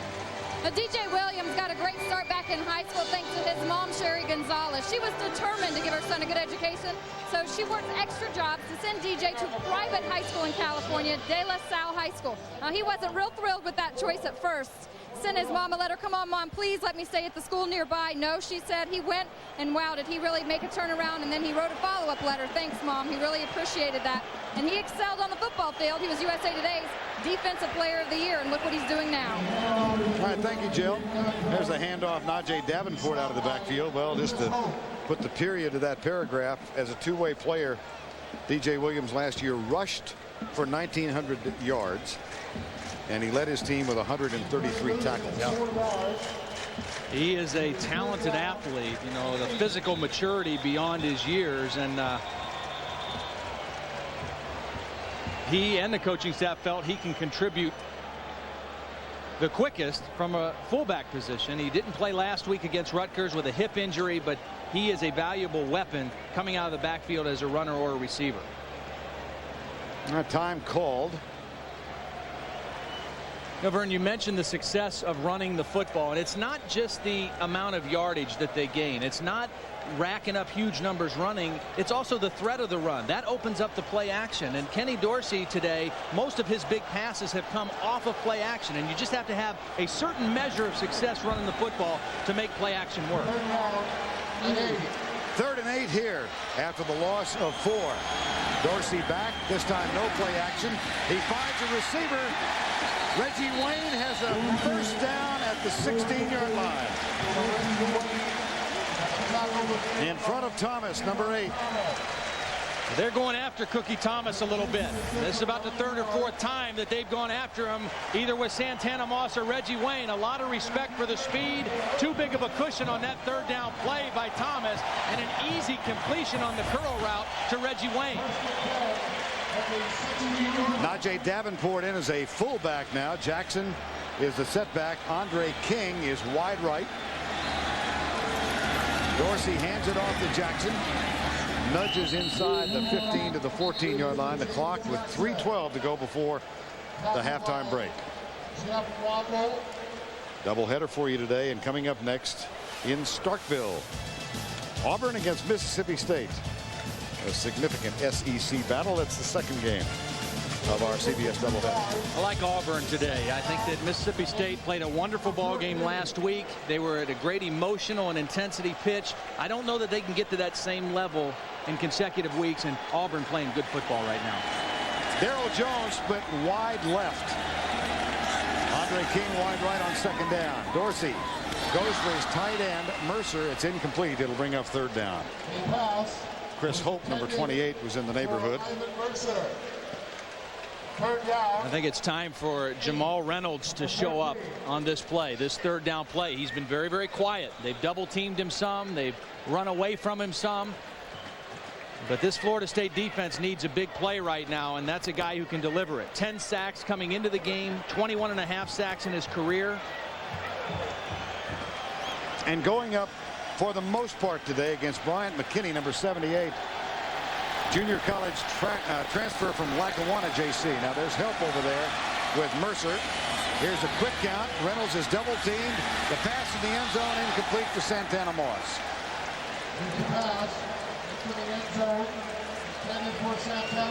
And credit Jamal Reynolds for getting some pressure and forcing the quicker throw than Kenny Dorsey wanted to throw it. He was able to beat the pressure and get in there, and then you see isolated on the play. Good coverage by Tay Cody, running him right to the back of the end zone. Takes a perfect throw to score on that one.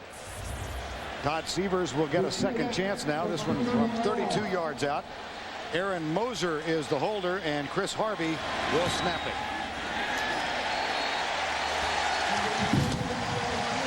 Todd Sievers is added to the lead. Officially, they have called this one a 31-yarder.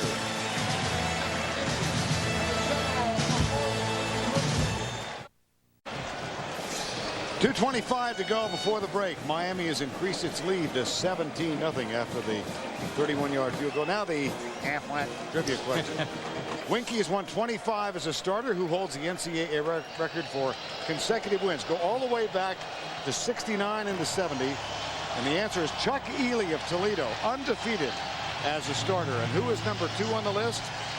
My old buddy Steve Davis with 28 wins at Oklahoma. They went 32-1-1. Nobody saw them because they were on probation the whole time. A fact which I have not let Steve Davis forget in the subsequent 25 years. His team, by the way, leading Texas 35-0. That says a lot about Chris Weinke. Coming after that horrible game he played against North Carolina State, not losing a game since then. But he's got a challenge right now, and one of the things Chris Weinke has done is played extremely well when his team is behind or responding after a team scores. Miami with a 17-point lead right now. Chris Weinke, plenty of time here in the first half to try to cut into that lead. There's a kick by Sievers. Travis Minor and Jeff Chaney are deep. This will be Travis Minor, number 23. And we have seen excellent coverage by the special teams of Miami today. Aaron Moser makes this tackle. Well, today's Army Heritage. They call the games wide right 1 and wide right 2. Good snap. Here's the kick. It is up. It is no good. Florida State trails 19-16. The snap is back. The kick is on the way. It is no good. Wide to the right. That was 91 and 92. Florida State has won the last 5. And they have, in fact, thumped Miami in those 5. What a pop. Nick Maddox tried to make the catch, and Philip Buchanan delivered the tackle. Right now, Miami wants to keep everything in front of them. Bringing a little pressure, playing zone defense, and a big hit by Buchanan to knock the ball loose. 3 defensive linemen again for Miami. 6 DBs. That's Morgan in the line. He is coming with the rush. It's a 4-man rush. Ball is tipped and incomplete. Damian Lewis, Dan Morgan, Jamal Green, Quincy Hips were the 4 who put the rush on then. This is a veteran offensive line of Florida State. 4 out of the 5 guys seniors, and you can't allow that kind of pressure on your quarterback when they're only rushing 3 or 4. They've got to do a better job up there. That was not good protection on that second down play for Chris Wenke. Out of the spread on 3rd and 10. Blitz. Oh, dead ball foul. They're going to back Florida State up 5 more yards. A little early movement up front.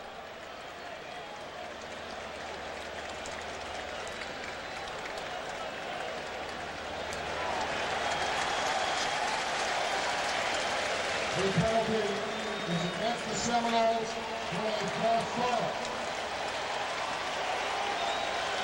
5-yard penalty. Let's go back and look at Dan Morgan on the previous play. Well, he's a terrific linebacker, great against the run, but he also has speed and a burst to be a good pass rusher. Is able to get in there in the throwing lane and disrupt the pass by Wenke.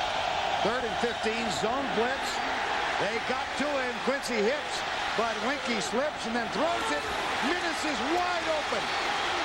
Snoop Minnis with a huge play.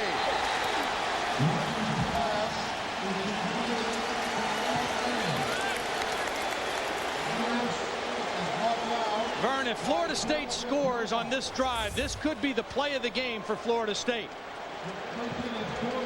Very close to having to punt again and go in at halftime down 17-0. Watch him elude the pressure of Quincy Hips.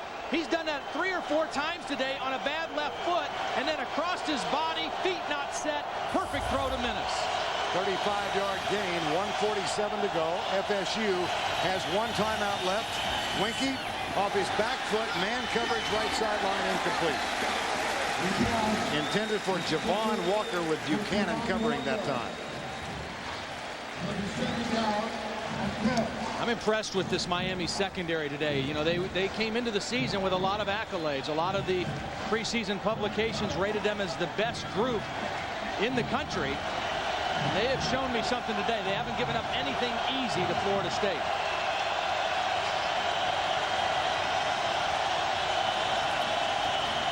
Miami blitzing again, picked off. A flag is down as well, so this one might be negated. Mike Rumpf with the interception if the play stands. Well, Snoop Minnis got up complaining that he was knocked down as Mike Rumpf went for the football. Minnis ended up on the ground, and Rumpf ended up with the football. It was a slant route again. We've seen Rumpf play pretty well on this slant route. Watch and see if he knocks him down first. He pulls the jersey, then he does push before he gets to the football. A lot of infighting between receivers and defensive backs in bump and run man-to-man coverage.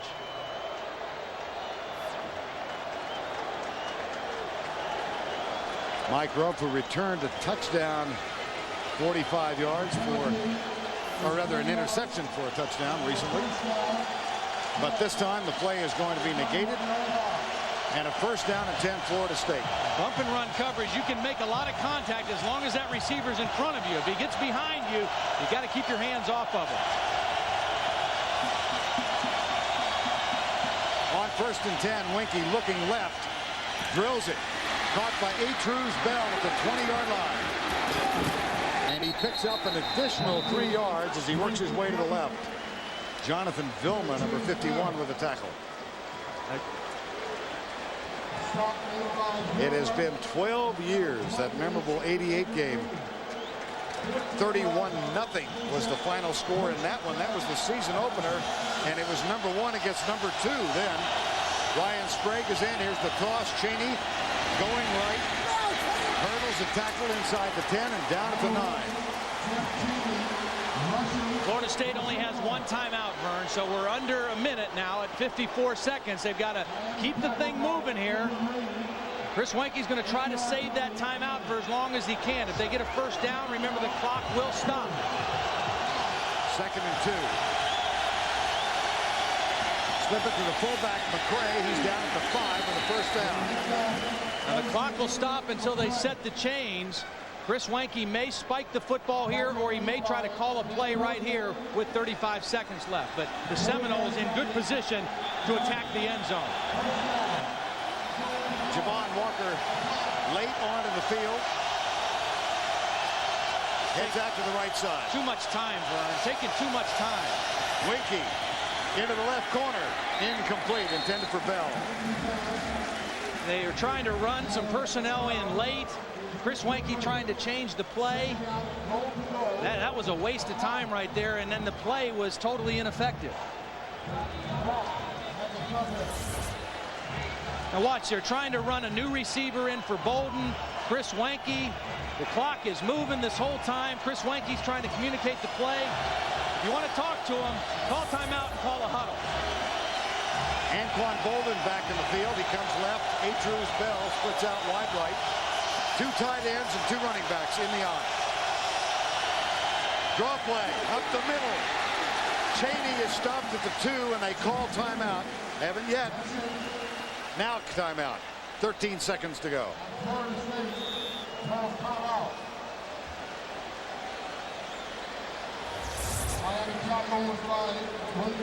They tried to slip the run in there, and it looked open for a while. A nice hole on the left side, but quick recovery that time by William Joseph from his defensive tackle position.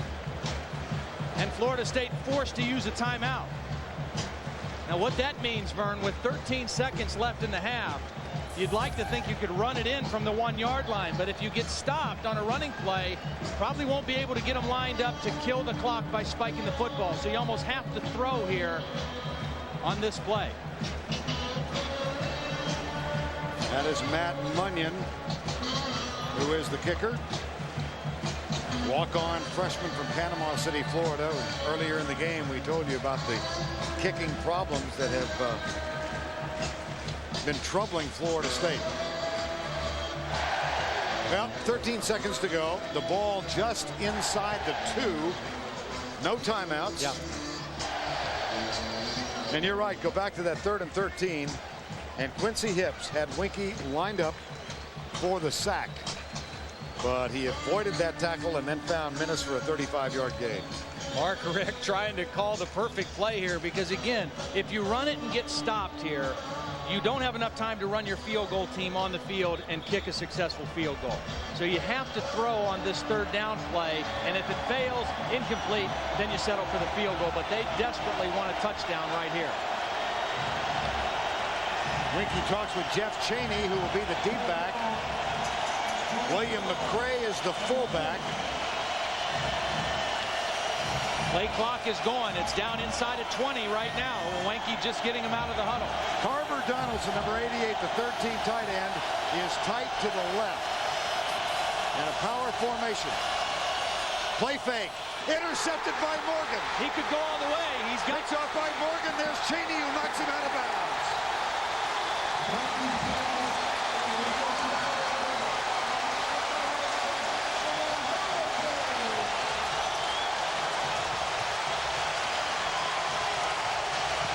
2 times in the red zone, Vern. They thought they could sneak the tight end in for an easy touchdown. They're trying to go right here, but watch Morgan read the play, get his hands on the football.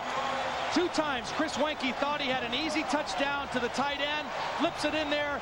Both times he comes up empty. Dan Morgan, a huge play for the Hurricane defense. And Greg Schiano right to the right of Butch Davis. Another great stop for the Hurricanes. And how appropriate that the heart and soul of this Hurricane defense, Dan Morgan, the senior from Coral Springs, with another huge defensive play to end the half.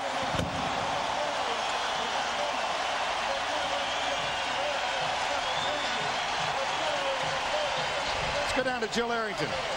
Coach Davis, your team came out with such aggressiveness. They've had their intensity level up the whole game. Are you pleased with that? I'm really proud of the players. It's early in the game. There's 30 minutes left. I mean, these are 2 good football teams. Our kids are playing their guts out. Dorsey doesn't look like the young quarterback that he is out there. Well, he's growing. In every possession, every game, he gets better. He's got a lot of poise and confidence. I think a lot of it comes from the fact that our coaching staff and our kids believe in him. Even though you've controlled the time of possession, when your defense gets out there, they get it done. Are you pleased with that? Well, Florida State's going really fast. They're fast huddling us, and we got to keep our defensive guys fresh. All right, good luck, Coach. Thanks. Another look at Dan Morgan, his second interception of the year. None bigger than this one. Let's go to Tim Brando. All right, Vern, they could be picking off number one. Coming on the AXA halftime report, we'll get you caught up on the day in college football, including Northwestern. Looking strong, Oklahoma on a roll after this word from your local station. Of a half. Tuesday on CBS, a plan to kill the president of Russia is uncovered. Now the fate of the free world is at stake, and every second counts. Don't miss an all-new Jag Tuesday on CBS. Ken Dorsey has led the way. The sophomore from California has thrilled the likes of Jim Kelly and Bernie Kosar. Miami leads it by 17. By 7 as we get started quarter number 3, and let's go down and check in with Jill Arrington. Coach Bowden, your team struggled a little bit to get the momentum going in the Orange Bowl. What are you going to have to do to get in this game? We got to score. We're taking the ball down there and not throwing interceptions. We've been in the end zone twice and turned it over. We simply have got to score. Offensively, we're doing okay other than that. Well, Wenke's thrown 2 interceptions. Is the foot affecting him at all? I don't think it's affecting him. The lack of preparation might be affecting him, but it's some of that. They did a good job of anticipating what we were going to do. We threw a couple of passes we haven't thrown before, didn't think they'd be aware of them, and they picked them off. They're doing a great job. All right, thank you a lot, Coach. Good luck. Thank you. Thank you, Jill. 17-0. Last time Florida State was behind by 2 was just a little over a year ago at Clemson. They trailed 14-3 at the half, but came back to win that game. And a comparison to the quarterbacks, Todd Blackledge. Yeah, the biggest thing that stands out right there, the 2 interceptions by the more experienced guy, Chris Wenke. Bobby Bowden mentioned, thought they had some easy touchdowns trying to get the ball to tight end, but Miami came up and made 2 big plays to get interceptions. Florida State will receive to open quarter number 3. Todd Severs will do the kicking chores. And the deep duo for Florida State, number 1, Jeff Chaney, and number 23, Travis Minor. Minor over the shoulder, and that'll be a touchback, Florida State. Well, 17-0. It was a year ago, 21-21 at the end of the first half of play. Yeah, Miami scored 21 points last year and then got shut out in the second half. And as you mentioned, the big difference, Florida State scored right with them last year, was 21-21 at halftime. So a big hole for Chris Wenke and the Florida State offense right now. And Vern, I really think if Florida State is to get back in this game, Travis Minor has to become a factor in the second half. Only 10 yards rushing in the first half and no receptions coming out of the backfield. Miami defense has excelled in the third quarter. Here is Minor. Big run to open the second half. He takes a pop up high from Al Blades, number 7. But a gain of 14. Nice block by the fullback, William McCray. Travis Minor is a guy who is hoping to become the first guy to ever lead the Seminoles in rushing 4 years in a row. I mean, he plays big in big games, but he has been quiet so far today. Here's the toss right side to Minor. Cut back. Avoids one tackle from Chris Campbell and then runs into Edward Reed. Let's break it down statistically at the end of the first 2 quarters. The turnovers, very significant. Yeah, turnovers favor Miami. The time of possession, a big thing for Miami. That's why that Florida State defense got a little tired there. And Florida State 1 of 7 on third downs in the first half didn't help matters either. On second down, Wenke, flag is down. The pass complete to Robert Morgan, number 87. If it stands, it's a first down at the 47-yard line.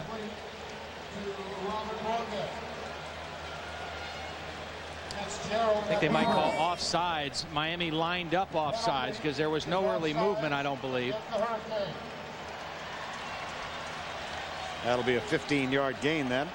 And you see what Florida State's doing right away. They get one of their key guys, Travis Minor, involved right away. 2 quick runs and then the nice throw on play action.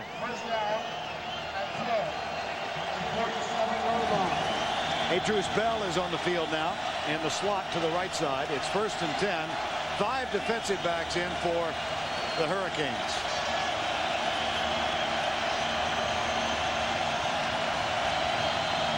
Winky out of the spread, faces a blitz. Quick delivery right side to Bell. He circles inside, breaks a tackle, breaks another, and Buchanan hauls him down. It's 1st and goal, Florida State. A gain of 42.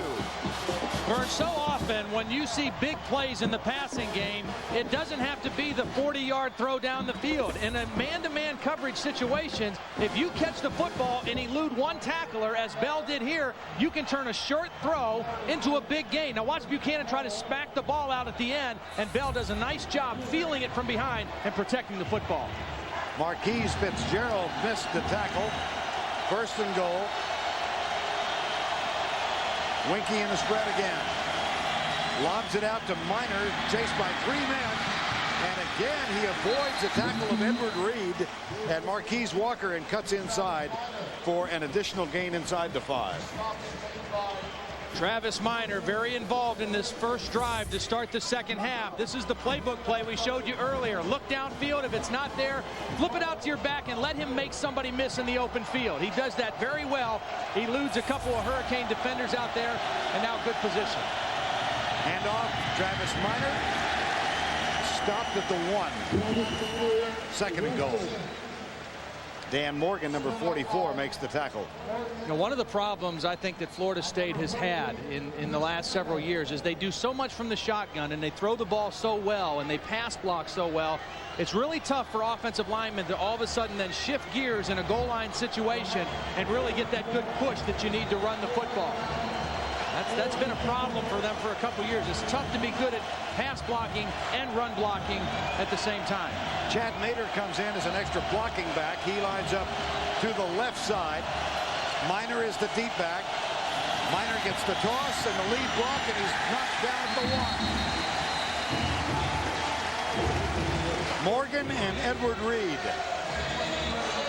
Quincy Hips with great pressure inside, getting the penetration. Watch Hips right here get across the line and just destroy this play. He doesn't get the tackle, but he was there first and made the play go the other way. Dan Morgan there to finish it up. Hips gets the penetration, and Morgan doesn't miss tackles when he gets there. Bobby Bowden will call on the freshman, Matt Munyon. 2 of 5 kicking field goals this year. This one is hammered home. Said we're not going to get down there and not score again. He told Jill right before the half, we've got to score. Well, they've got 3. They wanted 7, but they'll take 3. FSU is on the board. This week in Suzuki Heisman Highlights. This year's MVP has got to be the V6 Grand Vitara by Team Suzuki. Check out this play. With his V6 quad cam engine and ladder box frame, he tackles that mountain like it was an anthill. That's power. With that kind of season, it's no wonder the Grand Vitara has been named the official automobile of the Heisman Trophy. Now at your Suzuki dealer, vote for the Heisman candidate of your choice. Enter to win a V6 Grand Vitara and other great Suzuki products. Want to start a family? Right now? I just got supplemental insurance. What's that? Aflac. Well, if we get sick, our health insurance won't cover things like lost pay or other expenses. This does. What's it called? Aflac! I don't know. Aflac. Without it, no insurance is complete.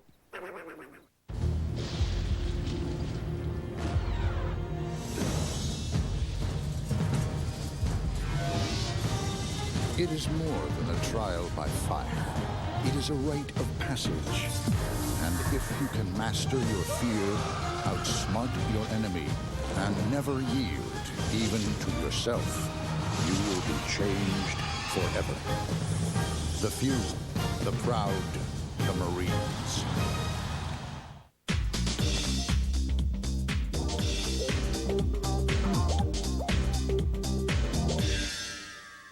Big on taste, but low on cash? Try the new 99-cent BK Cravers menu from Burger King. 8 mouth-watering choices at an unbelievable price.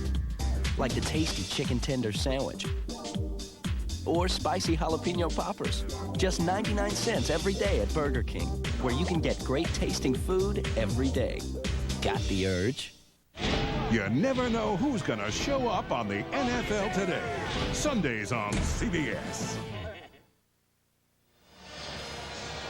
Opening drive of the third quarter for Florida State has Greg Schiano, the Miami defensive coordinator, trying to inspire his kids. They did hold them to a field goal after a 1st and goal. So a 17-3 score now. Florida State getting a little encouragement, I would think, from that opening drive. Yeah. Very encouraging, and I'm sure Mickey Andrews on the Florida State sideline doing the same thing with his defense. They need a big stop here. Chance Galtney is the kickoff man, and he runs into his own man, Aaron Moser. And fumble. He was ruled down at the 15-yard line. It was Darryl Jones. He bumped into number 26, Aaron Moser. And there's another flag on the far side of the field. We'll take a look at the play now. You know, it started off bad when he ran into his own guy, and that was a good call. The ground did cause the fumble, hit the ground, and then the ball is going to come out. The end of the play, on the ground, ball comes out. But a penalty on Florida State, I believe. Yes, there is a flag at the 35-yard line. Looks like this one will come back. Captain! Come on, tell me what you want to do.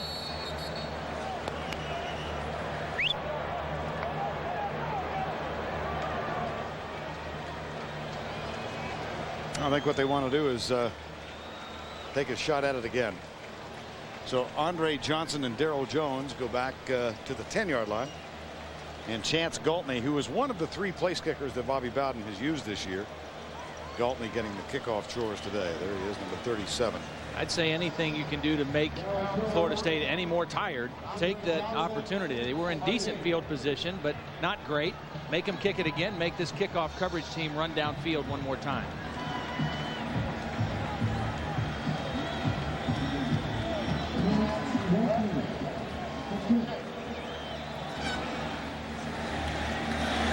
This will be Jones at the 10. Slips one tackle and is down at the 25-yard line. From which point Miami comes on offense. Coming up tomorrow on the NFL Today, Jim Nantz, Mike Ditka, Craig James, Randy Cross, and Jerry Glanville. Join them for all the latest NFL news and information. And as the Colts, Peyton Manning, and the Patriots, Drew Bledsoe, get set to square off, Marcus Allen asked to bear the last of a dying breed. Then stay with the gang at halftime for the NASDAQ.com halftime report.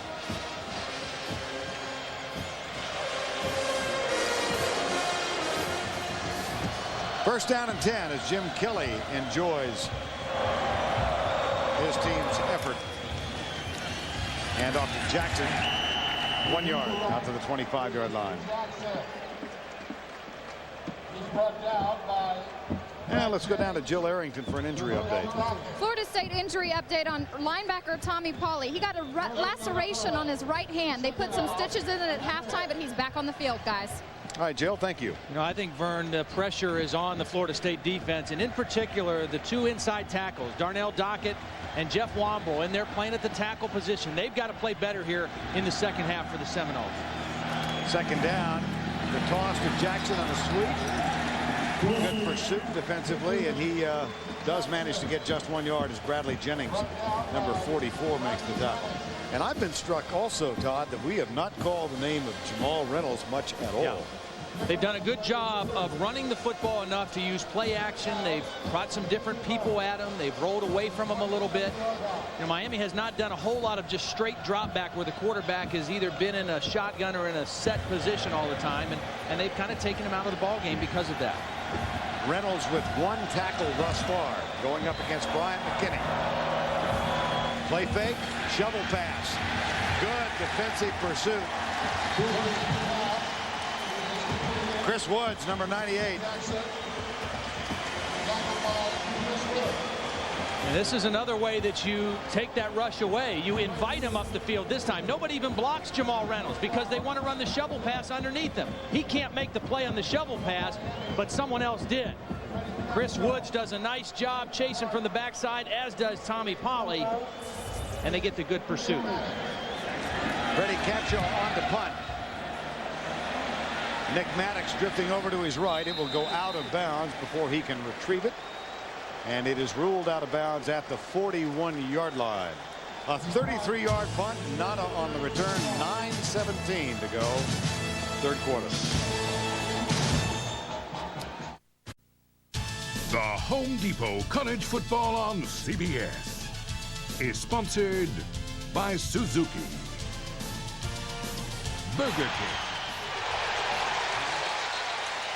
On first down, Winky finds his fullback, William McCray, number 36. There's a flag down as well. Vern, watch Damian Lewis again. He's the key to this Miami defense. Watch him just explode through the center and get to Chris Weinke. Gets a little quick jump off the football, and then Weinke, all he can do is unload the thing. Offsides. That's why he was there quick. A little too quick. Has a broken metatarsal bone in his right foot and was a game time decision as to whether he could go today, and he has gone the distance.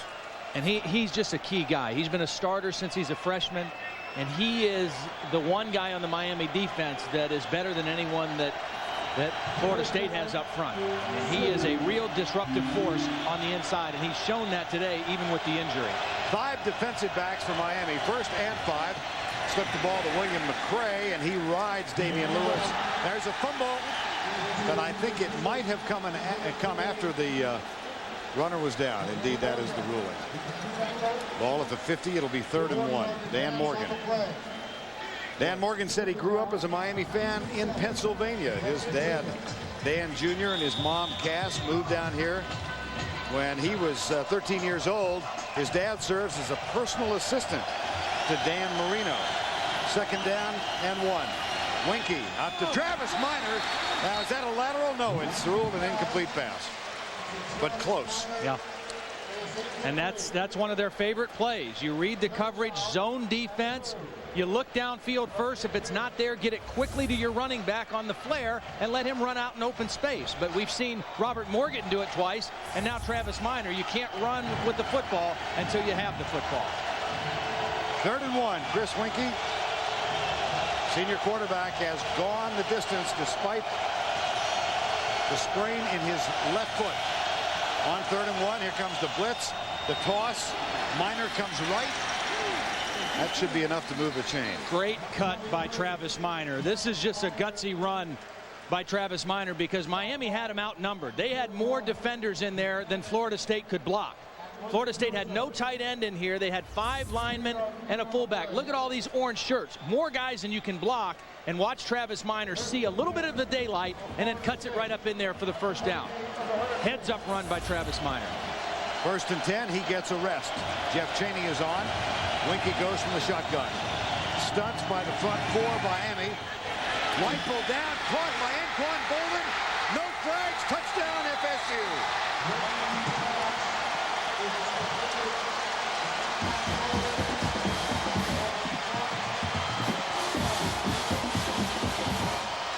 Just what Mark Richt and the Florida State offense needed. Al Blades was victimized on that play. The free safety, the senior, it's cover 2. The corner is going to ride him for a little bit, then turn him loose to the safety. And Al Blades went for the interception. Bad angle, and Bolden makes the catch and the run. Bad angle by the free safety, Al Blades. Munyon with the extra point. And that is not a given for Matt Munyon. He has missed 3 this year. Anquan Bolden's first touchdown of the season. It's a 17-10 game. And now a look at this week's Suzuki Heisman Watch Update. Tim Brando alongside Spencer Tillman here in New York. Well, he wears number 5 in your program. Last year, number 1 in rushing. This year, number 2. And trying harder for the poster child of the have-nots of college football, TCU. And he's number 1 in another category. 31 first-half carries. He is unbelievable. 196 yards. LaDainian Tomlinson doing the job today. Boy, he's so impressive. He should be considered big time. No doubt. If one of the quarterbacks dropped the shoe, he's there to fill it. For more information on the Suzuki Heisman Watch, log on to cbs.sportsline.com. The Home Depot College Football on CBS. is sponsored by Suzuki, Burger King, IBM, and by the United States Army.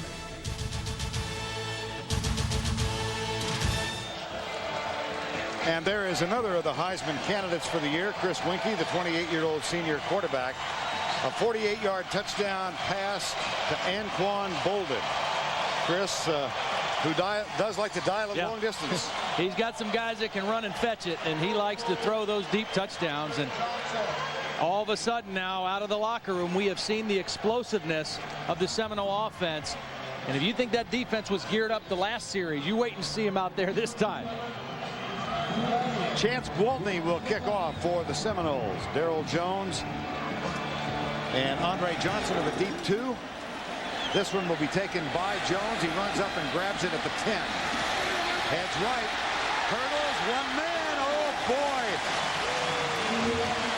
boy. He was nearly gone. Cookie Thomas may have saved the touchdown. Good way to stem that tide and get the momentum back. A good kick return. Darrell Jones. And as you said, Vern, I mean, this is one guy away from going to the end zone. As it is, Miami with a good start and a good field position here outside the 35-yard line. Let's see what they can do after the Jones effort. They were 3 and out on the opening series of this half. Dorsey has his backs in the eye and will throw on first down. He wants a bunch, and his receiver, Reggie Wayne, did not turn around until the ball was almost at his head. Vern, Reggie Wayne had him on that play. That's Clinton Portis right there, one of the running backs that was sharing time. He's got 3 broken toes. He's out for about 3 weeks, and James Jackson is in the locker room getting some fluids for dehydration. Najee Davenport is the tailback in there now, and right now only one true tailback for the Hurricanes. Play action. Dorsey lobs it out. Caught by fumble. There's a fumble, and it's going to be picked up and recovered by Florida State. Brian Allen, number 55. Tate Cody with the hit on the freshman running back, DJ Williams.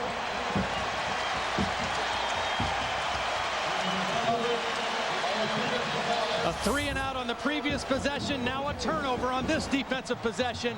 Tate Cody with the hit on the freshman.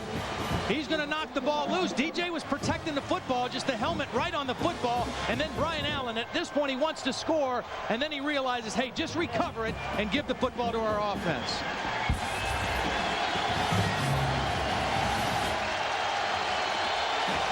Seminoles open this half with a long drive, which resulted in a field goal.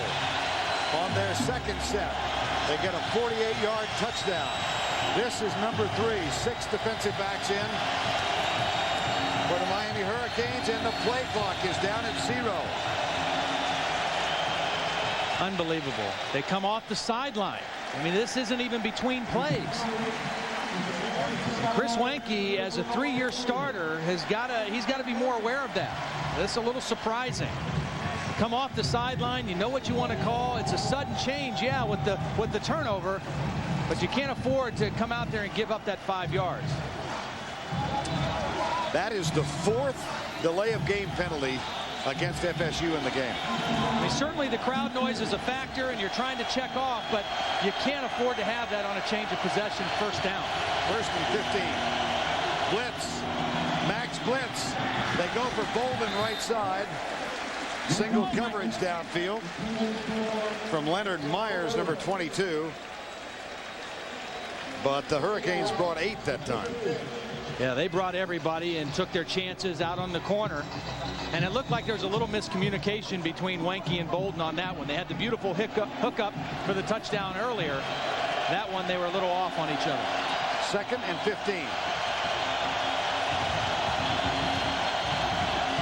Jill Arrington has passed along this information. Dan Morgan is in the locker room. They're looking at his hand.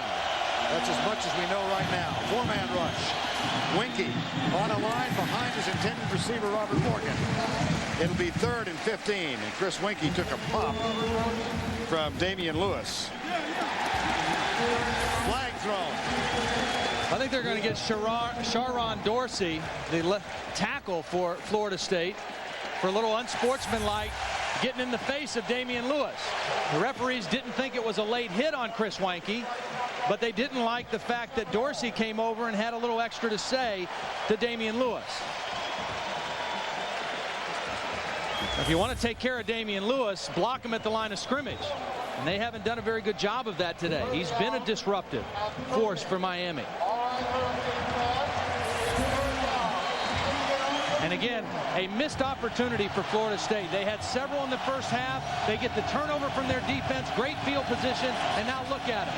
Fumbling and stumbling their way back to a 3rd and 30 situation.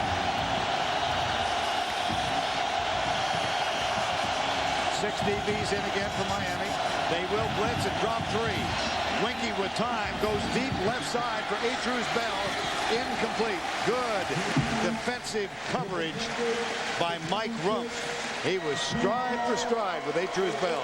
Vern, if you want to stay as the #1 team in the country and win a national championship, you can't have this many missed opportunities that Florida State is having in this game, particularly against a team that has the same kind of athletes you do that the Miami Hurricanes have. Had some great chances here, and they have not taken advantage of them. Well, and they've been mental mistakes, which is surprising. Mostly mental, you're right. Discipline. 4th down. Cottrell is on to punt. Santana Moss grabs it, heads right.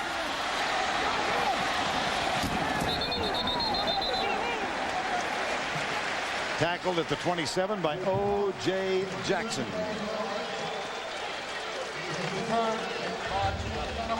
Friday on CBS. Don't miss the new show TV Guide calls Electrifying Entertainment with eye-popping stunts.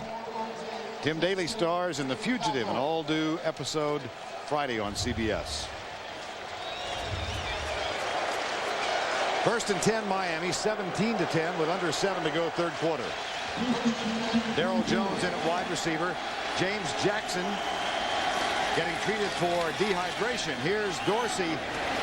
Fires it complete out to the 42-yard line. He finds Reggie Wayne in front of Stanford Samuels. Vernon, the last series that Miami had the ball, Cookie Thomas went out of the game hobbling. So now they've got a new defender in there. It's Stanford Samuels.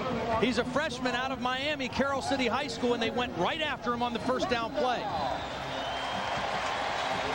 Take a look at the end of the play, the hit on Dorsey.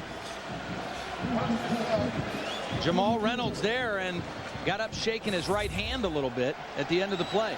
Najee Davenport now at tailback, and DJ Williams is the fullback. Dorsey steps up, fires it to DJ Williams. He's got a 1st down at the 46-yard line.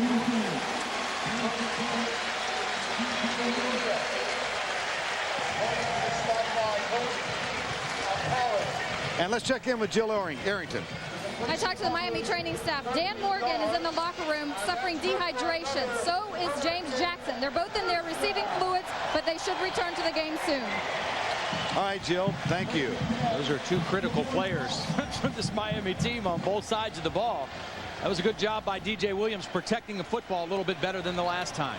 Ball at the 45, 1st and 10. Deep handoff, Najee Davenport. This one will come back. That's an illegal motion penalty.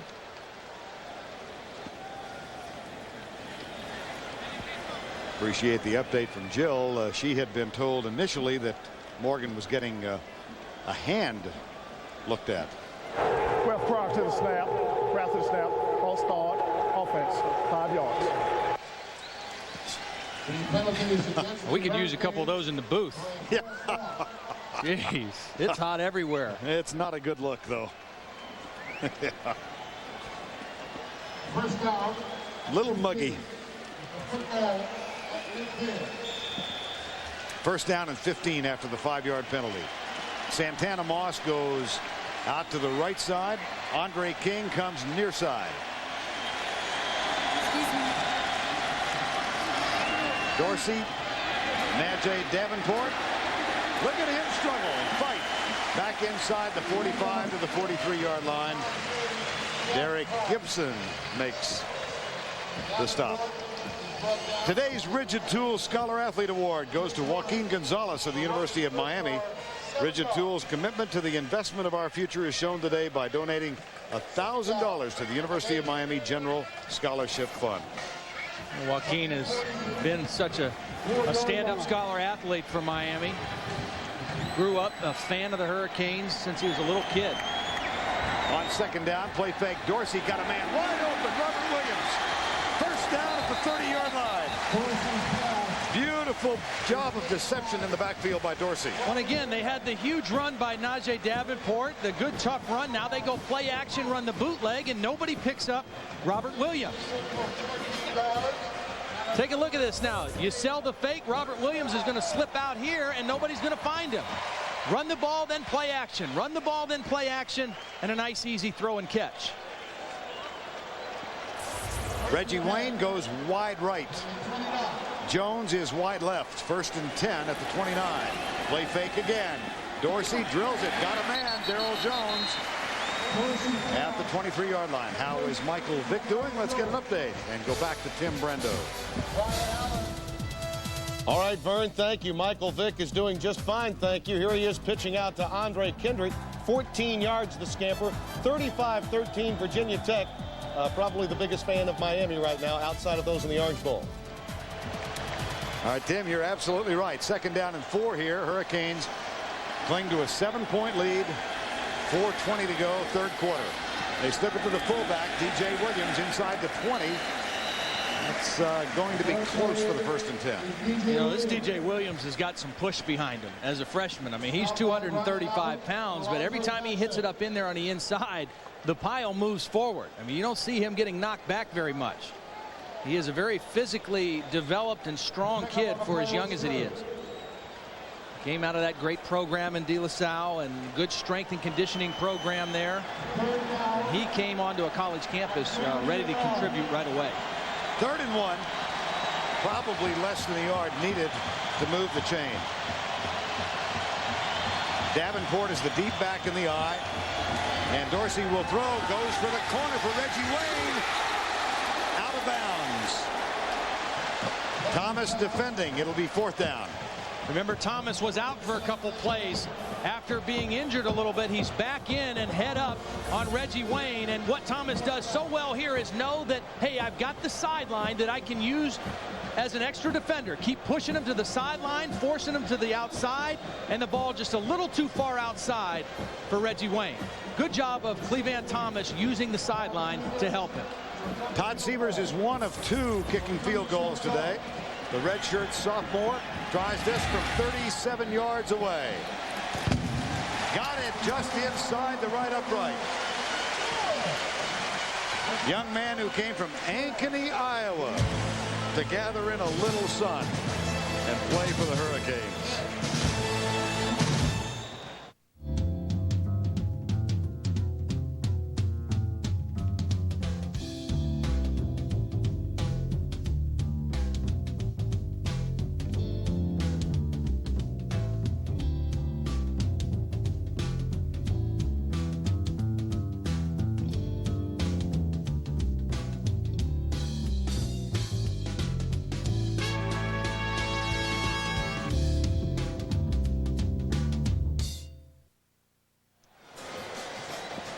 Time now for the Exxon scoring update.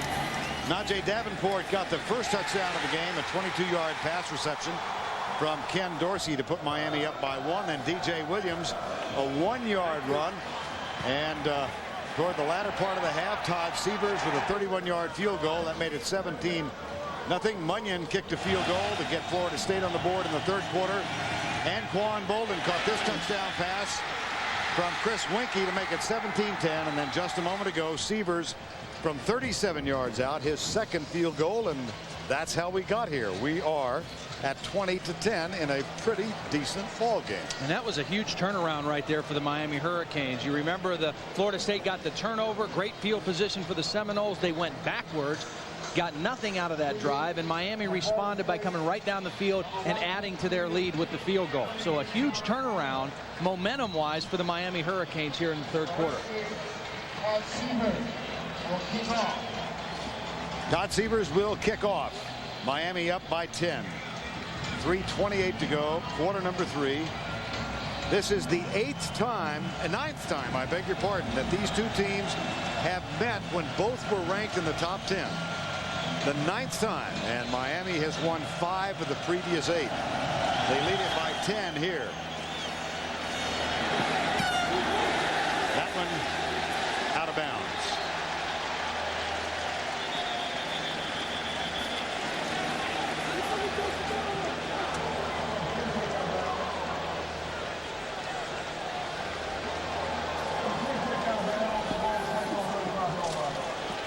Move it back.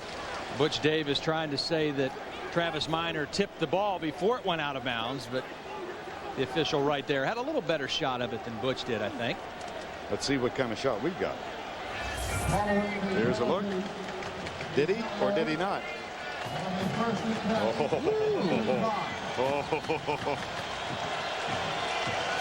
Wow. That's debatable. Maybe Butch had a pretty good view. I know Travis Minor did not argue with the call. Got out of the way in a hurry. What a pop. Jeff Chaney hit by Jonathan Vilma, who is playing in the spot normally occupied by Dan Morgan. Morgan continues to get treatment for dehydration. Vilma, a freshman high schooler out of Coral Gables, Florida. There are 28 guys on these respective sidelines. 28 who played against each other in one combination or another in high school. Extraordinary. 2nd down and 12.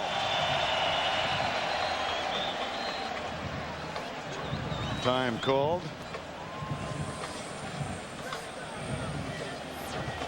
Seven of those players played at Miami Carroll City. You see 4 from FSU and 3 from Miami of the 28 in all. And that adds to the intensity. I mean, these guys, a lot of these guys have known each other since they were kids, you know, playing midget football together in high school against each other and with each other, and just adds fuel to this already intense rivalry. Right side, caught. Bolden almost breaks a tackle again of Al Blades. It was Bolden and Blades who got together on what became a touchdown. Good read by Chris Wenke. This is a corner blitz, and so Al Blades has to come over and make coverage. Watch the corner blitz here. That means he's got to come over and play man-to-man. Wenke sees it, Bolden sees it, and they get rid of the football quickly, and he almost turns it into a big play again. Blades able to hang on to the jersey. 1st and 10 after the game.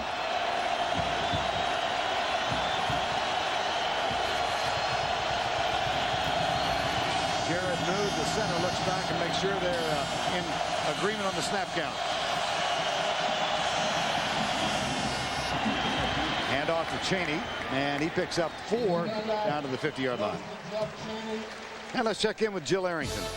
Florida State's offensive coordinator, Coach Mark Richt, knows all about this Florida State-Miami rivalry. That's because he was the backup to Jim Kelly. Jim Kelly was injured.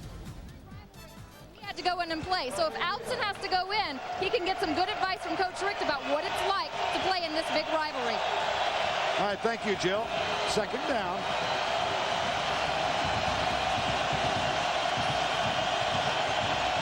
Mark Richt actually got a start for the Miami Hurricanes against FSU in '82. Here's a pump fake and a little mix-up on the out route. Robert Morgan and Chris Wenke had not read the same playbook. Third down. Chris Wenke was looking at Robert Morgan all the way on this play, but Snoop Minnis is very upset because he thought he was going to be open.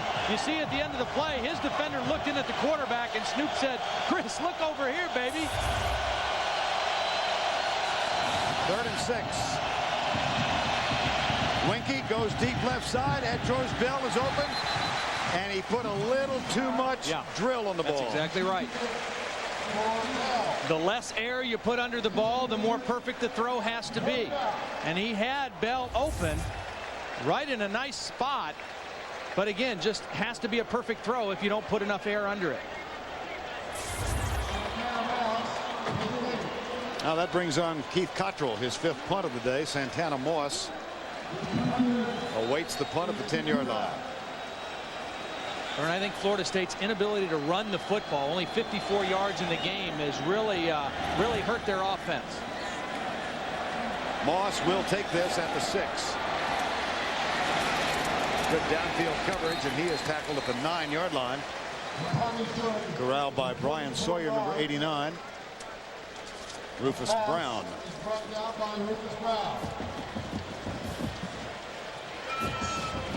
See Santana Moss walking off the field like that. He's got a little look of discouragement in his face. You know, I mean, he knows he's a big-time player. He hasn't had a big game yet. There's still a lot of time left. And he certainly has the ability to make big plays for Miami. I wouldn't be surprised to see Larry Coker trying to get his guy back in the game. You see 4 catches, 74 yards. He needs to become more of a factor here in the second half for Miami. Davenport and Williams continue in the backfield. Here's Dorsey back into the flat for DJ Williams. And a nice job of defense. Wow. By Derek Gibson. Wow. Nice play. I mean, this is a big, strong safety. One of the best strong safeties in college football. Expected to be a high NFL draft choice. 6'2", 207. Played his high school football here in Miami at Killian High School. And watch him just stand up, the bigger DJ Williams, and just keep driving. That is good open field work by the strong safety. Dorsey for the day, 17 of 26. 215 yards and the touchdown. They slip the ball up the middle to Najee Davenport. He's out across. And well, depending on the spot, probably 4 yards. And that's the 3rd time in the ball game that they have faked the reverse to Santana Moss. And Florida State so far has paid good attention to it. I mean, they know what he's capable of doing. But one of these times, he's going to get the football in that little action. And all they're hoping for is that soon Florida State's going to forget about him. They're going to just know that, hey, they haven't given it to him yet. And one of these times they're going to slip him the football. 3rd and 3 with 13 seconds to go before the end of the 3rd quarter. I think Coach Davis wants them to let the quarter end. And they do have time in the play clock to allow that to happen. So that is the end of 3 with our score. 20-10. We'll return to the Orange Bowl right after this message and a word from your local station.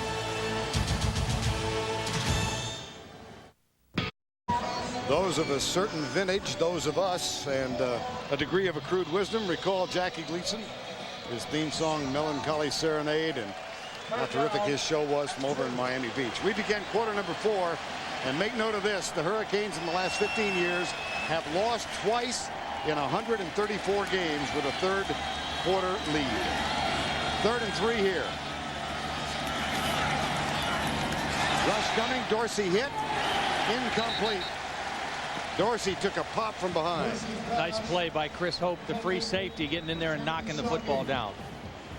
4th and 3, and it looked, Todd, at the opening of this second half, like Florida State was just going to storm right back in and grab the lead. They were trying to seize the lead and the momentum, and what happened was they didn't take advantage of the turnover. They made a few more mistakes, and again, I think too many mental mistakes by this Florida State team. You can't fool around with a team like Miami. They're too talented. You've got to concentrate better. That's a short punt. Very short. It does take a Miami roll, but that only adds an additional 3 yards. So Freddie Capshaw, disappointed with that one, winds up going only 30 yards. 20-10. We'll be right back.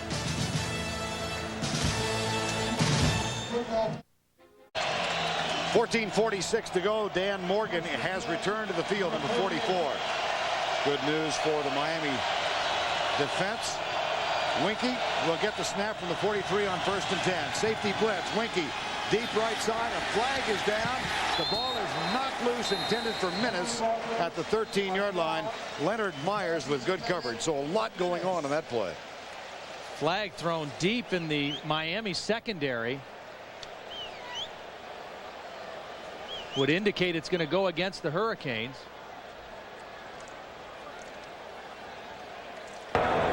Illegal participation illegal participation on the defense. 12 men on the field, 15 yards, first down. It's a good way to slow down the Seminole offense. Play with 12 if you can get away with it. Take a look here. 1, 2, 3, 4, 5, 6, 7, 8, 9, 10, 11, 12. Can't do that.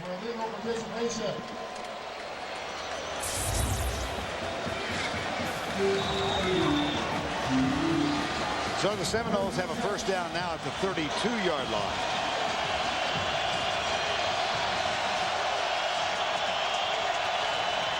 Stunts, Winky, little flare, incomplete. Second time they've dropped that one. Travis Minor, the intended receiver. We want to take you back to a moment before we went to break. Watching the right side, the punt, and then the Miami coach's booth. As soon as that punt hit the ground, they were back to bye. No, sell. They were working the phones, weren't they? Second down and 10.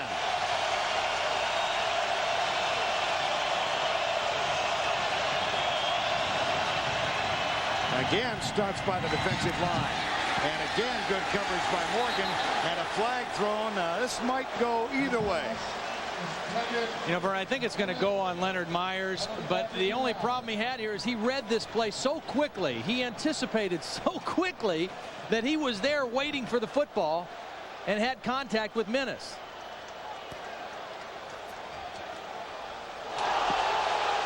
And when you watch this again, Leonard Myers is all over this. I mean, he reads it so quickly that he's just there before the ball can get there. Here's Myers one-on-one against Menace. Watch him read it and get there, but the ball's not there yet.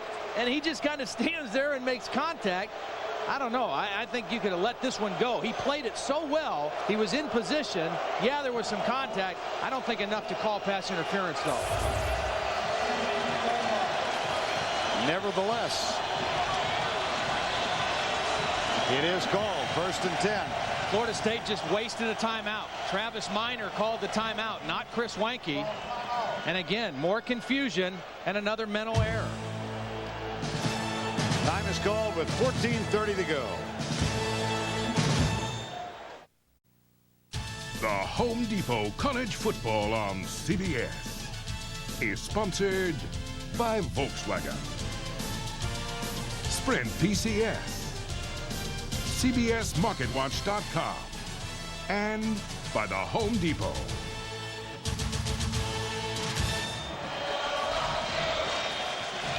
We are back in the Orange Bowl, 20-10. Florida State down, but they have a 1st and 10 at the 17. Here's Winky. Comes left from Minor, one-on-one out in the flat. And knocked out of bounds by Jonathan Vilma, number 51. Defensively, Miami going with 6 defensive backs, as they have done much of the game. Take a look at that. 30 yards on this drive thanks to Miami penalties. We've seen Florida State hurt their cause. Miami hurting themselves as Greg Schiano looks on. Menace wide right. Bolden wide left. They hand it off up the middle on 2nd down and 8. Blades and Morgan. There's Dan Morgan. Double-digit tackles again today. He is going to become the all-time leading tackler in Miami history. The record currently held by George Myra Jr. And Morgan closing in on it. 3rd and 6. Chaney's in. And again, late additions to the offensive lineup.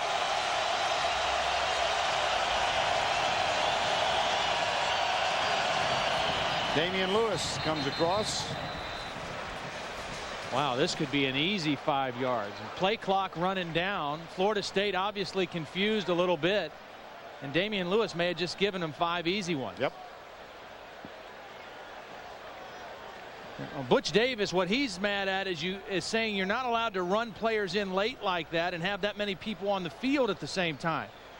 But there was obvious confusion from Florida State. But Damian Lewis is lined up right over the nose of the football. He knows he can't move until the ball is snapped. So a little mental error by Damian. Again, they don't huddle, so look at all this action going on. Guys running on, guys running off. Calling a play at the line of scrimmage, and Florida State very fortunate that time. So the Seminoles go from 3rd and 6 to 3rd and 1, which changes the complexion of this play. Big difference. 3rd and 1, down by 10. William McCray, the fullback, lunges over right guard. Appeared to have enough to give SFU a fresh series of downs. In this drive, 35 yards in penalties now against Miami. And you called it, that last one. That going from 3rd and 6 to 3rd and 1. That is huge. Second game of the doubleheader coming up from Starkville. Auburn against Mississippi State. Jeff Chaney is the deep back in the eye.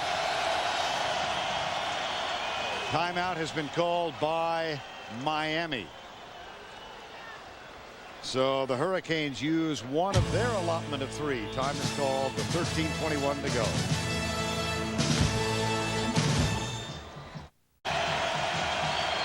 Welcome back to the Orange Bowl. 1st and goal, Florida State at the 6-yard line. Jeff Chaney is the tailback. He gets the toss with McCray leading the way. Excellent pursuit by the Miami defense. And Chaney with a fine job just to get back to the line of scrimmage.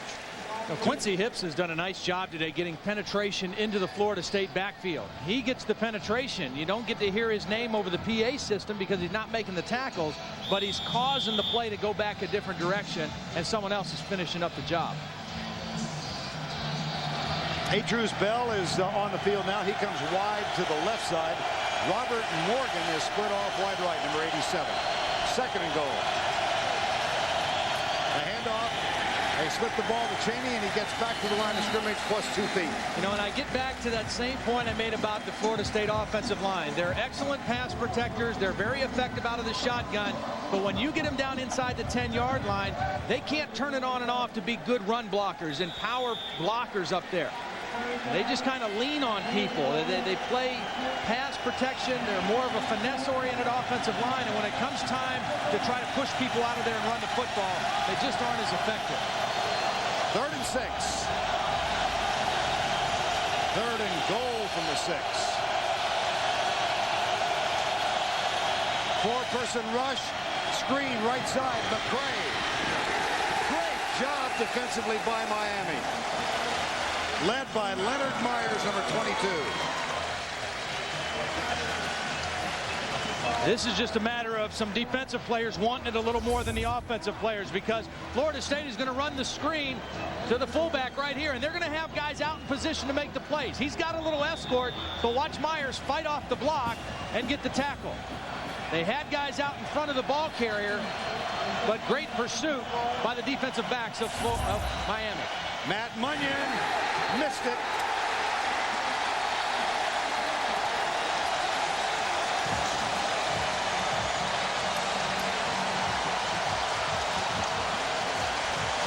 The distance of the field goal attempt matched Leonard Myers' number.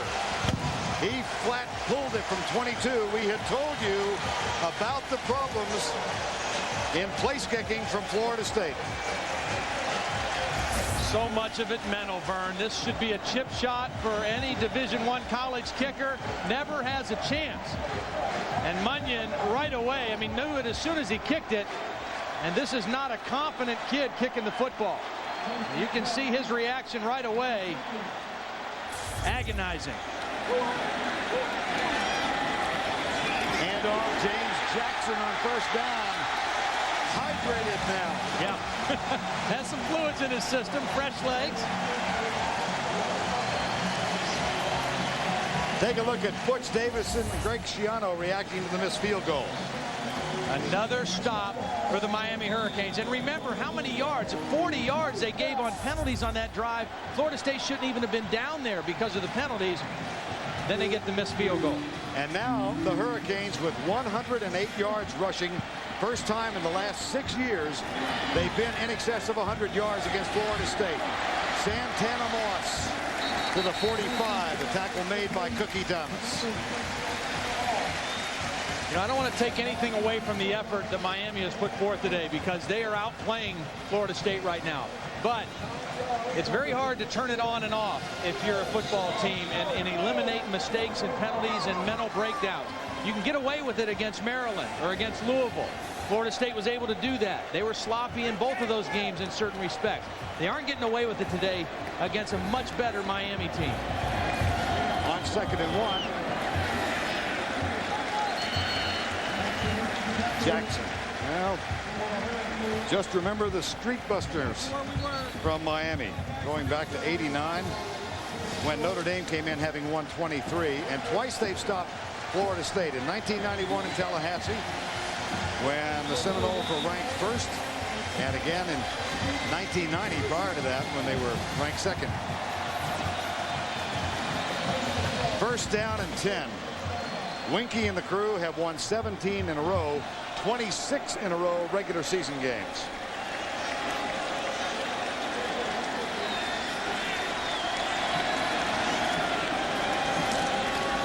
And off. Jackson to the 49-yard line. Now Butch Davis in his career at Miami, winless against Florida State and Virginia Tech.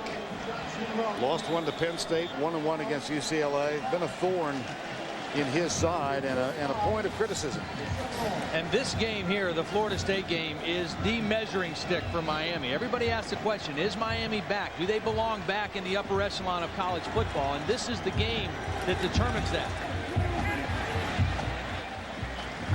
Jackson continues to run. Well, we talked to Chris Winky yesterday and asked if he thought Miami was back. He said, yeah, I believe they are, but I don't think they'll really be back until they beat us. 5 in a row the Seminoles have been able to win. It's gotten closer each year. I mean, the margin of victory for Florida State has gone down. And in this case, now 8 minutes and 50 seconds away from reversing the trend, the Miami Hurricanes are. And Ken Dorsey doing a nice job of using the clock right now, too. Making the clock work against Florida State as well. 3rd and 4. That one intercepted, dropped. Oh, baby. May have been the best play that Santana Moss made this entire football game right there. Santana Moss just made an outstanding play, turning into a defensive back and knocking the football away from Chris Hope. Hope has this interception on the rebound. Now watch Santana Moss knock it out of his hands. That's a sure interception, and Santana Moss becomes a defensive back. May have been the best play he's made in the entire football game. Freddie Capshaw shanked one 30 yards last time out. Gets the good snap, no pressure, and sails this one. And a fair catch call. The ball will bounce and go into the end zone. 49 yards on the punt. Touchback. We'll be right back. Chris Winky said one reason he came back for his senior season was to try and win a second national championship. It is in doubt right now. Seminoles down by 10 with 8:24 to go. Handoff. Travis Minor for a couple to the 23-yard line. Dan Morgan with the tackle.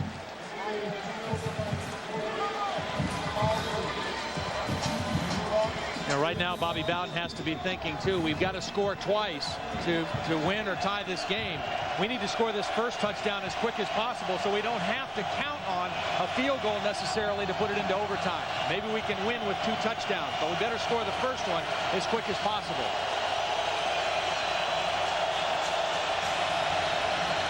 Snap and a 4-man rush.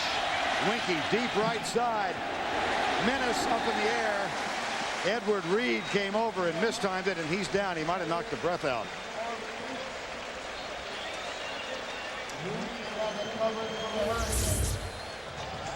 This is a good job by Ed Reed coming over. Cover 2 again. Corner turns him loose. There's a soft spot in the defense, and watch Reed come over and get right at the play, get up and get a hand on the football. Good effort by Ed Reed. Menace goes high, goes higher than Reed, but Reed able to get a hand on the football.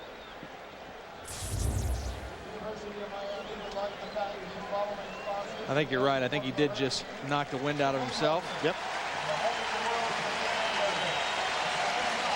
Doubleheader for you today on CBS. And coming next, Danny from the SEC, the 15th ranked Auburn Tigers go into Starkville to take on the 20th ranked Mississippi State Bulldogs. That's next on CBS. And the crowd here, 80,905. This is the third largest crowd in the 63-year history of the Orange Bowl. They've rather enjoyed themselves. They have. Big third down play, 3rd and 7, Vern. Miami, or Florida State rather, 3 of 13 on third downs today overall.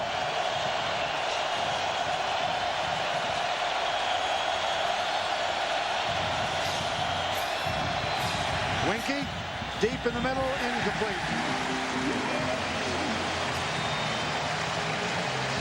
And Miami will have a chance to work on the clock a little more. That one intended for Anquan Bolden. Miami showed blitz that time, dropped into a zone, and Wenke had enough time, just not very accurate on the middle throw to Anquan Bolden. Santana Moss awaits the punt at the 38-yard line. Cottrell back.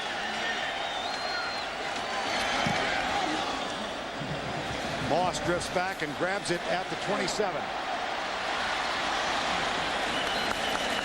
Somewhat tentative on the return. 12 yards after the 50-yard punt. Tonight on CBS begins with the new drama That's Life, starring Paul Sorvino, Ellen Burstyn, and Heather Page Kent. And Chuck Norris stars in the season premiere of Walker, Texas Ranger, followed by the series premiere of The District, starring Emmy winner Craig T. Nelson. Don't miss it. All tonight on CBS. 7:26 to go. Miami led 17-0 at the half. Florida State scored 10 unanswered with ease to open the third quarter. Here's Dorsey. Lobs it out for his tight end, and good coverage from Brian Allen on Ivan Mercer. And remember what Butch Davis was telling us yesterday, that Dorsey, a kind of quiet-mannered young man, is beginning to develop a little bit of an attitude as a quarterback. Well, he's beginning to assert himself a little more as the leader of this football team, which the quarterback has to do. And you know, he's been a little more willing to jump on a receiver if he doesn't run the right route or cuts the route short. And you know, that's what the great quarterbacks here at Miami have done. They have to be the leader, the focal point of this offense. Here's Dorsey with a quick setup, finds the tight end. Mercer rumbles across the 50, and with emphasis gets a first down after the pickup of 12 yards. Chris Hope with a tackle. Boy, just made a huge completion there on 2nd and 10. What has Ken Dorsey done today? He's made some nice throws off the play action. The first touchdown pass to Najee Davenport. He's had poise in the pocket. He's stood in there. He's made some good throws downfield.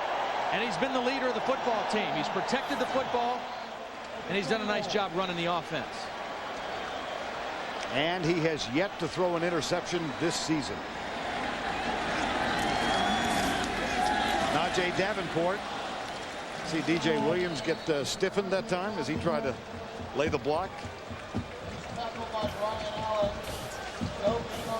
Well, the CBS Sports Line stat of the game. In the last 12 meetings between these two teams, the team with the most rushing yards has won.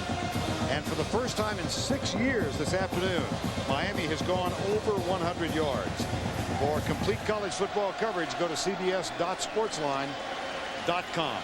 You know, both these teams have good, talented runners, Vern, and what that stat comes down to is that the Miami offensive line played better than the Florida State offensive line today, no question. Dorsey flings it. And it is incomplete in the neighborhood of Darryl Jones. You talk about this Miami offensive line. Bryant McKinney has done a nice job blocking against Jamal Reynolds.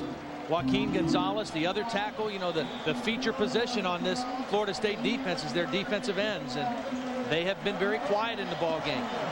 They've blocked well enough to run the football for over 100 yards, and then the play action has just killed Florida State. 3rd and 10.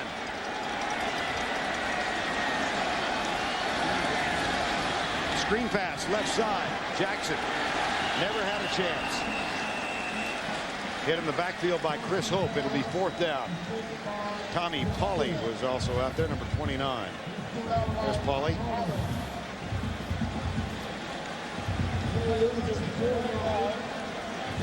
4th and 14. Well, Reynolds got good pressure, and then Pauly read the screen right away. I mean, he knew the screen was coming. They were trying to get the ball to James Jackson, and he's there for the good wrap-up tackle. It's a big punt for Capshaw. He needs to get a good one down inside the 20-yard line here for his defense. Gets it away, but it goes sideways. See what kind of a roll he gets. He gets a Miami roll, and this one's going to look terrific on the stat sheet. Well done. Under pressure, under duress, gets it out of there and downs it inside the 15-yard line. Sunday on 60 Minutes, Tina Sinatra on her father's last day. The woman she wishes he hadn't married and what he and the mob did for Jack Kennedy. That's one of the topics Sunday on 60 Minutes. So it has come down to this on this first Saturday in October. Florida State, the defending national titleists, last loss in the championship game of '98 to Tennessee. Last lost in regular season in September of '98 to North Carolina State. They trail by 10.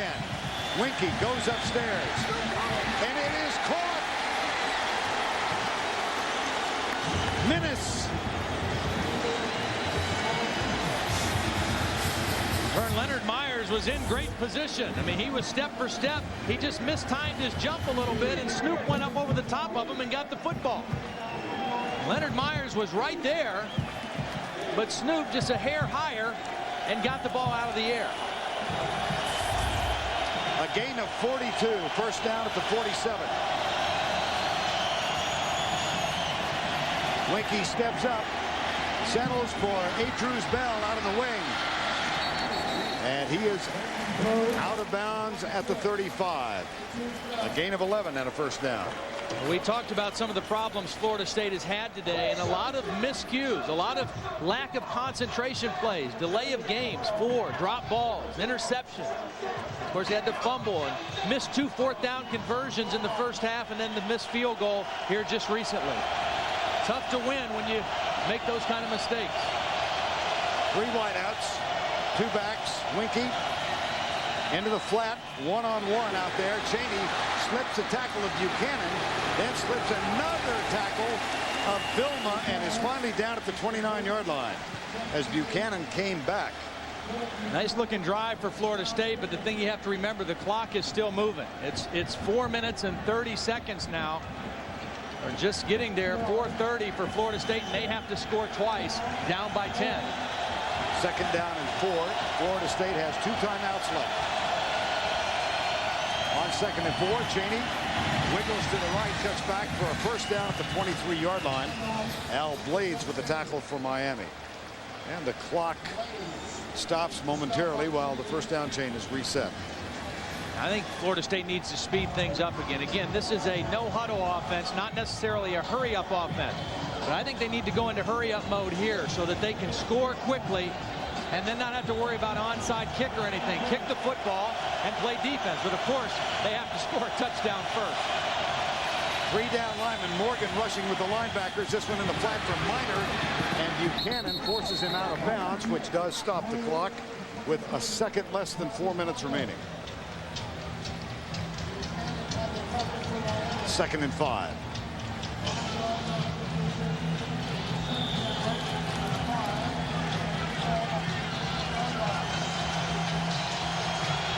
Robert Morgan laid onto the field. He's in the slot to the right. Miami rushes 3. Winky drills it toward the goal line. Bolden first and goal at the 4-yard line after the catch. But they're down in their dead zone again, Vern. Inside the 5-yard line. They have not been very good down here so far in the ball game. Look at him in the red zone. 5 possessions, 0 touchdowns.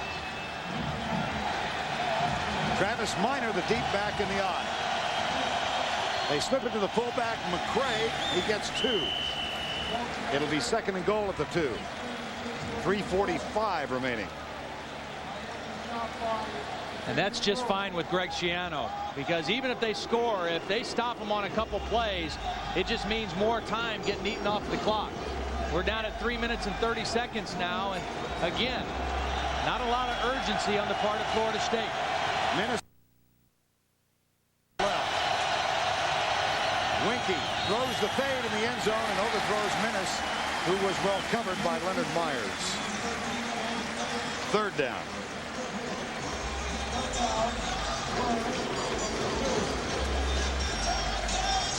$80,900. Here for the rematch, FSU and Miami. Nick Maddox comes on the field now. He'll be a slot to the left on 3rd and goal.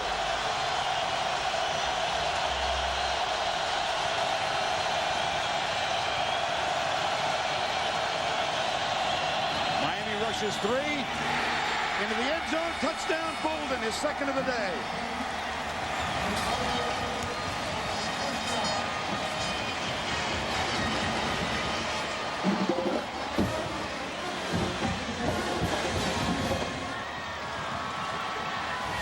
Vern, 3-man rush is all, and they drop 8. You shouldn't be able to find an easy seam when they're dropping 8 with no depth to cover, but Bolden able to find a little hole in there and get the touchdown. The extra point is not a given, but Munyon does knock it home. And that cuts the lead to 3, 20-17. 3 minutes and 15 seconds left in regulation.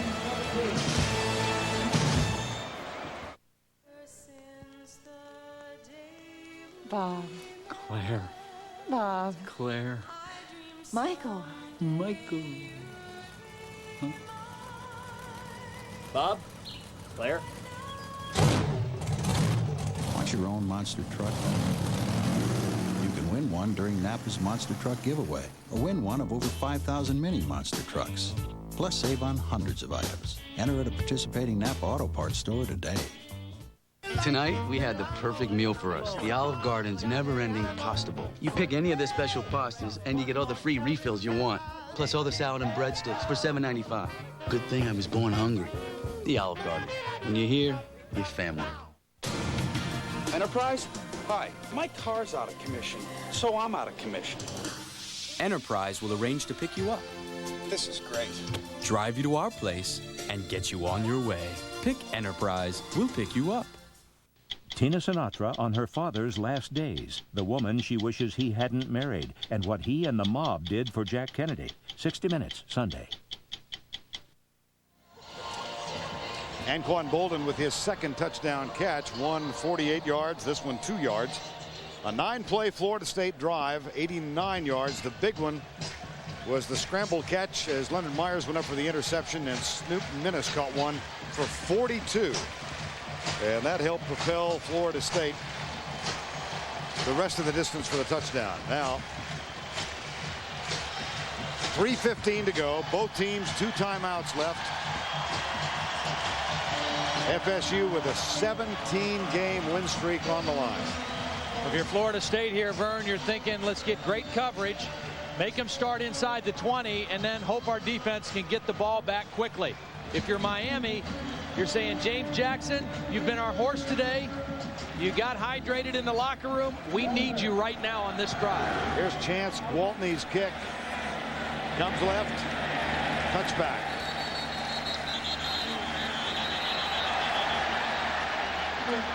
James Jackson, 22 carries for 92 yards right now. And coming into the ball game, only Maryland's Lamont Jordan, the only running back to gain more than 45 yards against this Florida State defense. And it doesn't matter what James has done now. This drive is where it counts. They need to eat up the clock, make some first downs, and keep the football on the ground if they can. And that guy knows it too. I mean, he knows what he's going to see. Mickey Andrews, the longtime defensive coordinator with Bobby Bowden at Florida State. Jackson and Davenport are the backs in the eye. And the formation tight to the left. They're throwing. And it's tipped and incomplete. Are you surprised? A little bit, I am. You know, that stops the clock. But I know Larry Coker's thinking, hey, Florida State's expecting us to run the football. Let's see if we can get a quick one, a big first down on the first play. Watch the pressure inside and see who gets a hand on the football. I think it was Brian Allen, the linebacker, was the guy who got his hand on the football. There it is right there, and knocked it away from the receiver, Wayne. And now 2nd down and 10. Dorsey yet to throw an interception this season. Reggie Wayne starts in motion. Now will come back to the right. Now they hand it off to Jackson. Looks for yardage, surges across the 25 and is down at the 26. Brings up a 3rd and 4 with 2:55 to go in the clock running. Florida State has 2 timeouts left, so they'll try to save them as long as they can. Second game of the doubleheader coming up from Starkville. Auburn against Mississippi State. 3rd and 4. Moss comes right. Wayne goes left. Jackson and Davenport behind Dorsey. Play of the ball game right here, Vern. FSU sending forward. Quick flip. Davenport gets a downfield block. Fumbles the ball. A scramble at the 48. Who got it? Florida State. Brian Allen.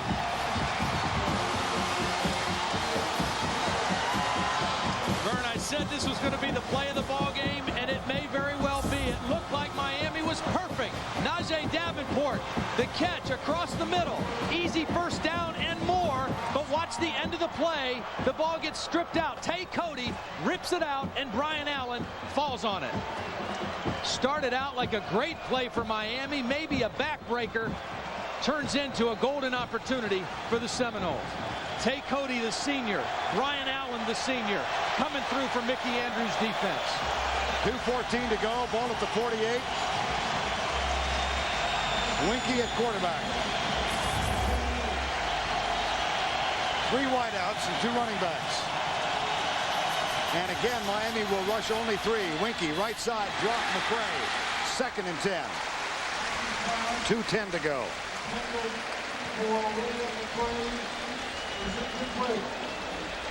My, oh my. We knew it was going to be good, didn't we, partner? 2nd and 10.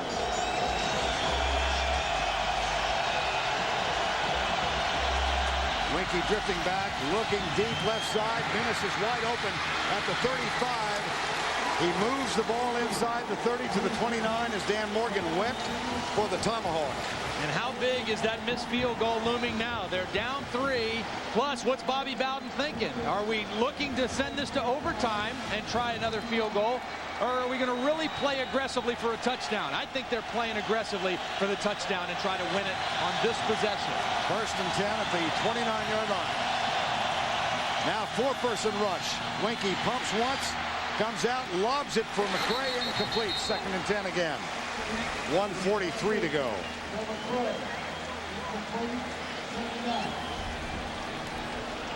Recall that Matt Munyon, the freshman walk-on, missed a field goal from 22 yards out earlier. What must be going through his mind now? That was the field goal attempt, and it was ugly.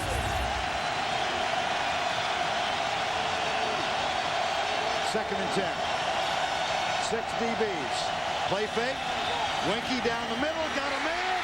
Touchdown! Andrews Bell.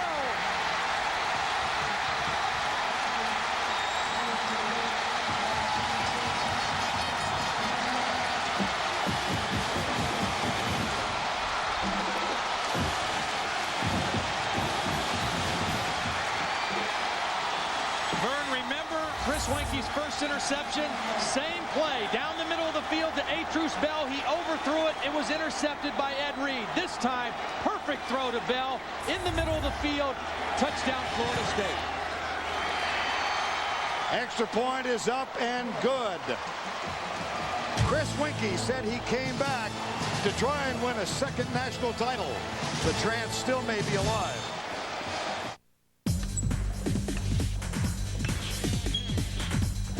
All right, who can solve this? Mr. Montez. Last Saturday in the Army Reserve, I figured out how to link up 23 Bradleys, 40 tanks, 60 Humvees, 4 medevac units, and 7,000 troops on the move. On Monday, class was no sweat. Not bad, Mr. Monson. As little as 1 weekend a month, 2 weeks a year. Army Reserve.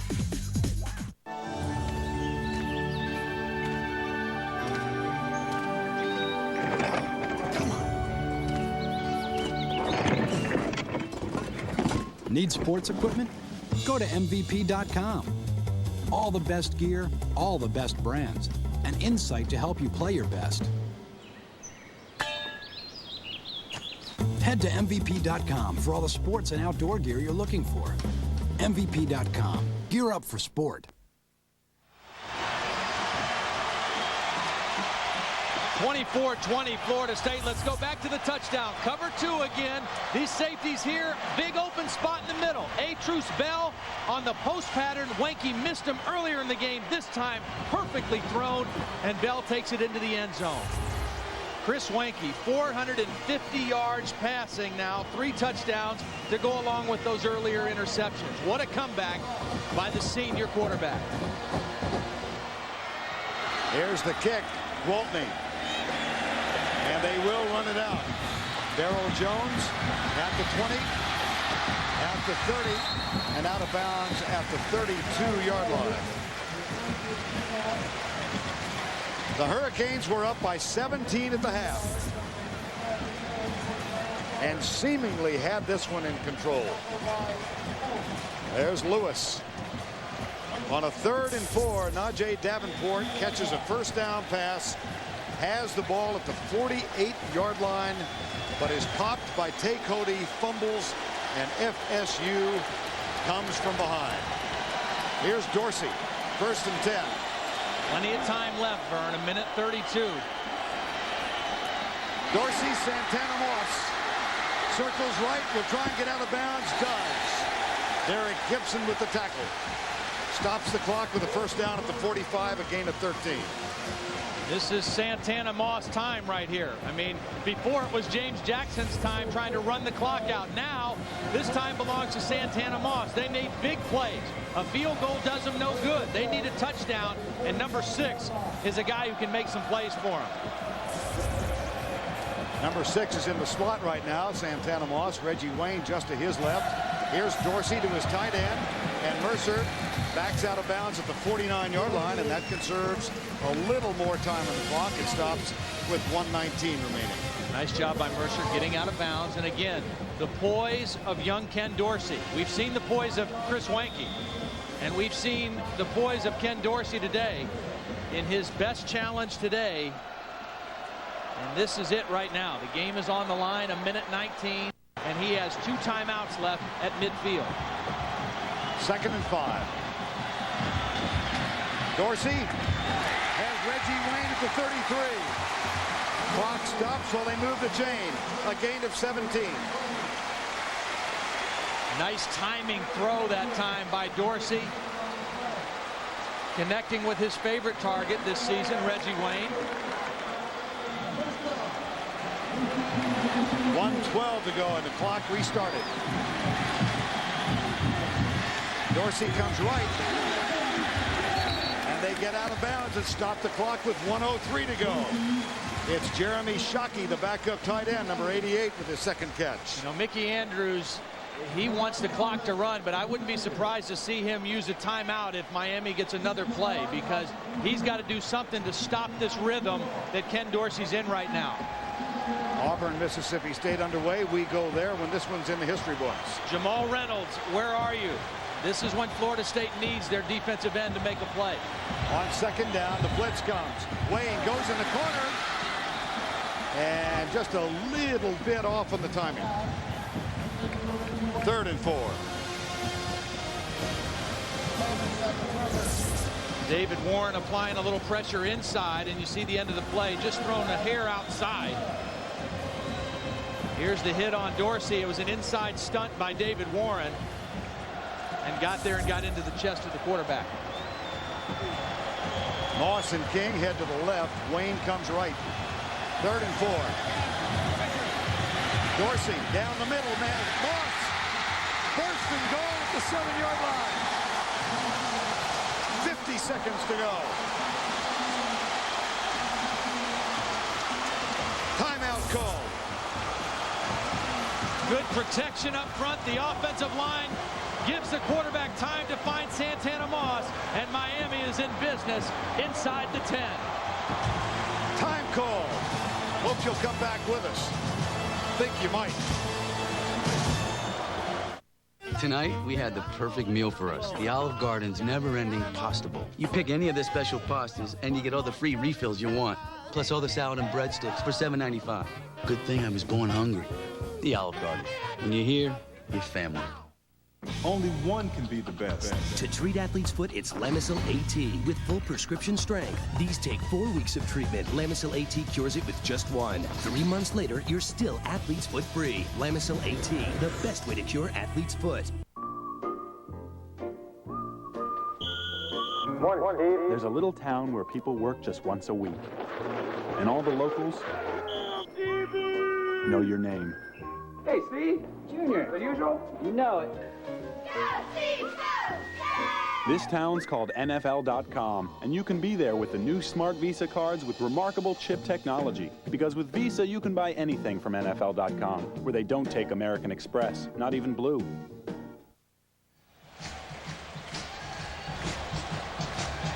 $50 seconds remaining. 24-20, State on top. But a first down and goal just inside the 8. And after Santana Moss's catch, we had some conversation of an unpleasant nature in the Florida State secondary. Stanford Samuels, Chris Hope. Moss and King go wide left. Wayne comes wide right. One running back, that's Jackson.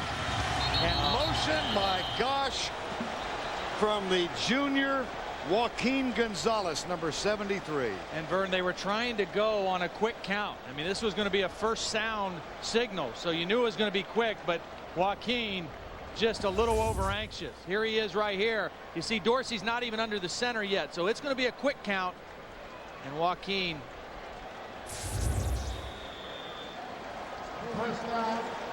That is the 13th penalty in the ball game against Miami. Now first and goal from the 13-yard line. King and Moss left. Dorsey back. Has time. Goes into the end zone. Touchdown. Shockey, the backup tight end. Oh, my gracious.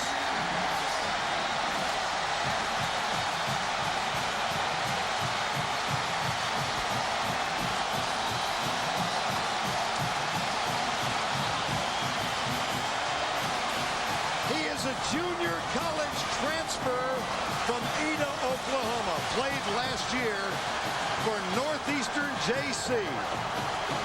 Could he have imagined? Sievers with the extra point.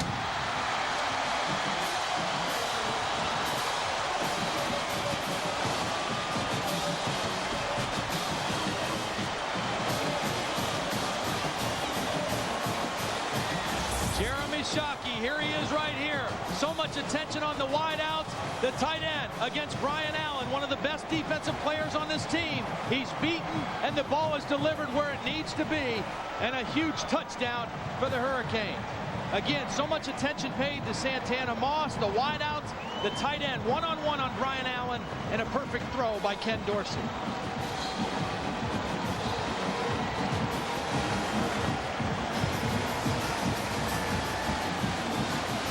Shockey with the touchdown catch.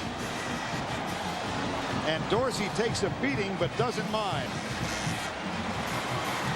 Ken Dorsey, 6 of 7 on the drive, which went 68 yards in 51 seconds. We talked about his poise. We talked about his savvy. Bobby Bowden knows this young quarterback doesn't play like a young quarterback. Maturity beyond his years, with a couple of the former Miami greats here to watch him, Bernie Kosar and Jim Kelly. How'd the Miami coaches like it? Good call, Larry Coker.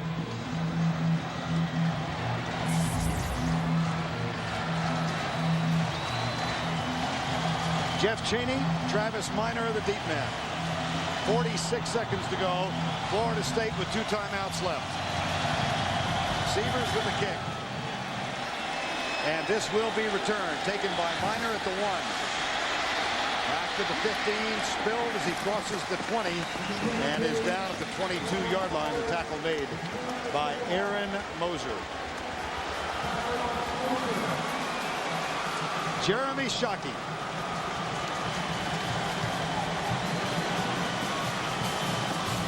You said it, Vern. Would he have ever dreamed of it? You know, Mercer, the more physical tight end, Shockey, the more versatile receiving guy, and what a play for Jeremy Shockey. 42 seconds to go. Florida State has 2 timeouts and 42 seconds. Miami will rush 3. Winky. Clock continues to run unless they use one of their timeouts, and they have now stopped the clock with 37 seconds to go as Robert Morgan makes the tackle. Makes the catch, and Dan Morgan makes the tackle. Every once in a while you find yourself caught with 2 too many Morgans.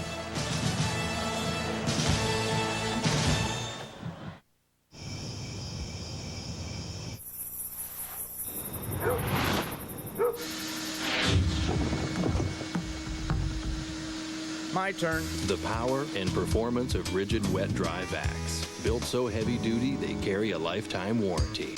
Like our 16-gallon vac that converts to a 210-mile-per-hour blower in seconds. And the Home Depot's got it for just $99 every day. Rigid. Buy it at the Home Depot.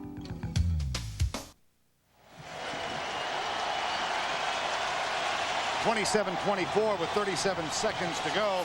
Today's player of the game presented by Salomon Smith Barney, and this has gone back and forth.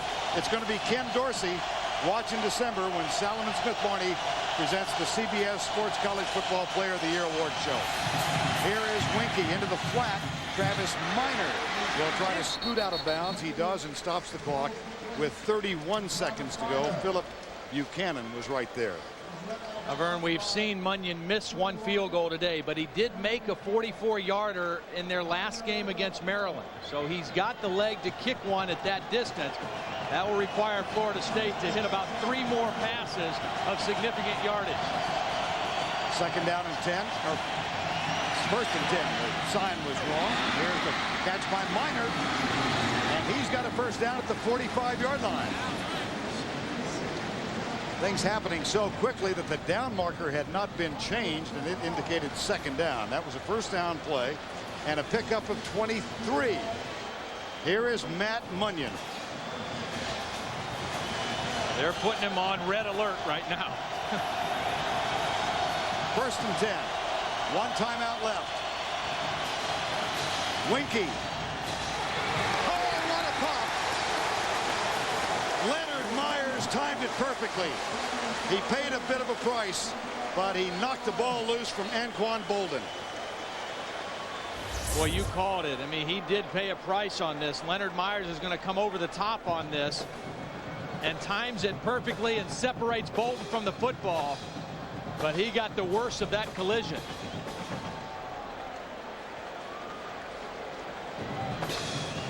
Big time play from the senior out of Fort Lauderdale. And, you know, there was question whether he could play in the ball game. Had a little ankle problem. And if he has to come out now, which he will have to, and he appears to be okay. May have knocked the wind out of himself. We've seen a couple of those today. Munyon had that career long of 44 last week. In order to get to that spot and give him a career equaling 44-yarder, Florida State still needs about 20 yards. Yeah. They need to get to the 27-yard line to attempt a 44-yard field goal. Second and 10. 18 seconds to go. Winky comes left. He's got a man open. It's Menace at the 32. 10 seconds to go. Clock stops while they move the chains. You got to do something quick here. Chris Wanke, he's got a first down. He can kill the clock. He's got the 1 timeout. The clock is moving right now, and they're still bringing people on the field. 5 seconds to go. 4. Now the clock is stopped with 5 seconds remaining. Unbelievable. They've got to try the field goal now. Confusion in the last 10 seconds. It's happened a lot to Florida State today. This one, just mind-boggling. Now the ball is at the 32. They had plenty of time, Vern, to at least throw one more completion to make it an easier attempt on the field goal, or even take a shot at the end zone if they wanted to. As it turns out, they had to waste the timeout and try the long field goal. This will be either 49 or 50 for the tie, depending on the spot. I think it's going to be 49. We saw poor clock management at the end of the first half by Florida State, and again here at the end of the ball game, and it's just very, very uncharacteristic. Matt Munyon, walk-on freshman, not listed in the press book. You don't find his picture. And Miami's going to try and ice some already frayed nerves. They call timeout.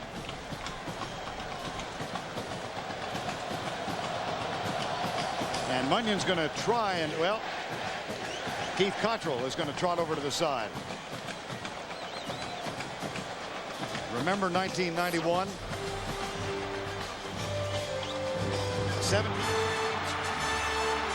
35-yard field goal to win it. Good snap. Here's the kick. It is up. It is no good. Florida State trails 19-16. The snap is back. The kick is on the way. It is no good. Wide to the right. Jerry Thomas missed the one in 91. Dan Mowry missed the one in 92. Matt Munyon will try the one in the year 2000. 49 yards for the tie.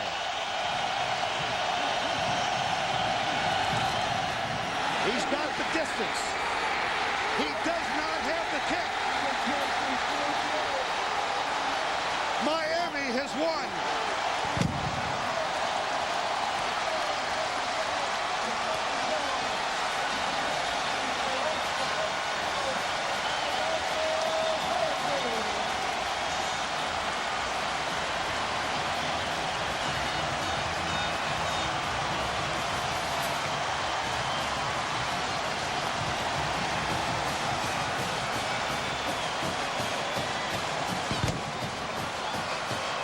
Another look at Man Munyon's kick. It looked like he caught it pretty solid, Vern. He got a good boot into it. It got up quick enough. Can you say wide right 3? Unbelievable. Plenty of leg, just not the right direction for Matt Munyon.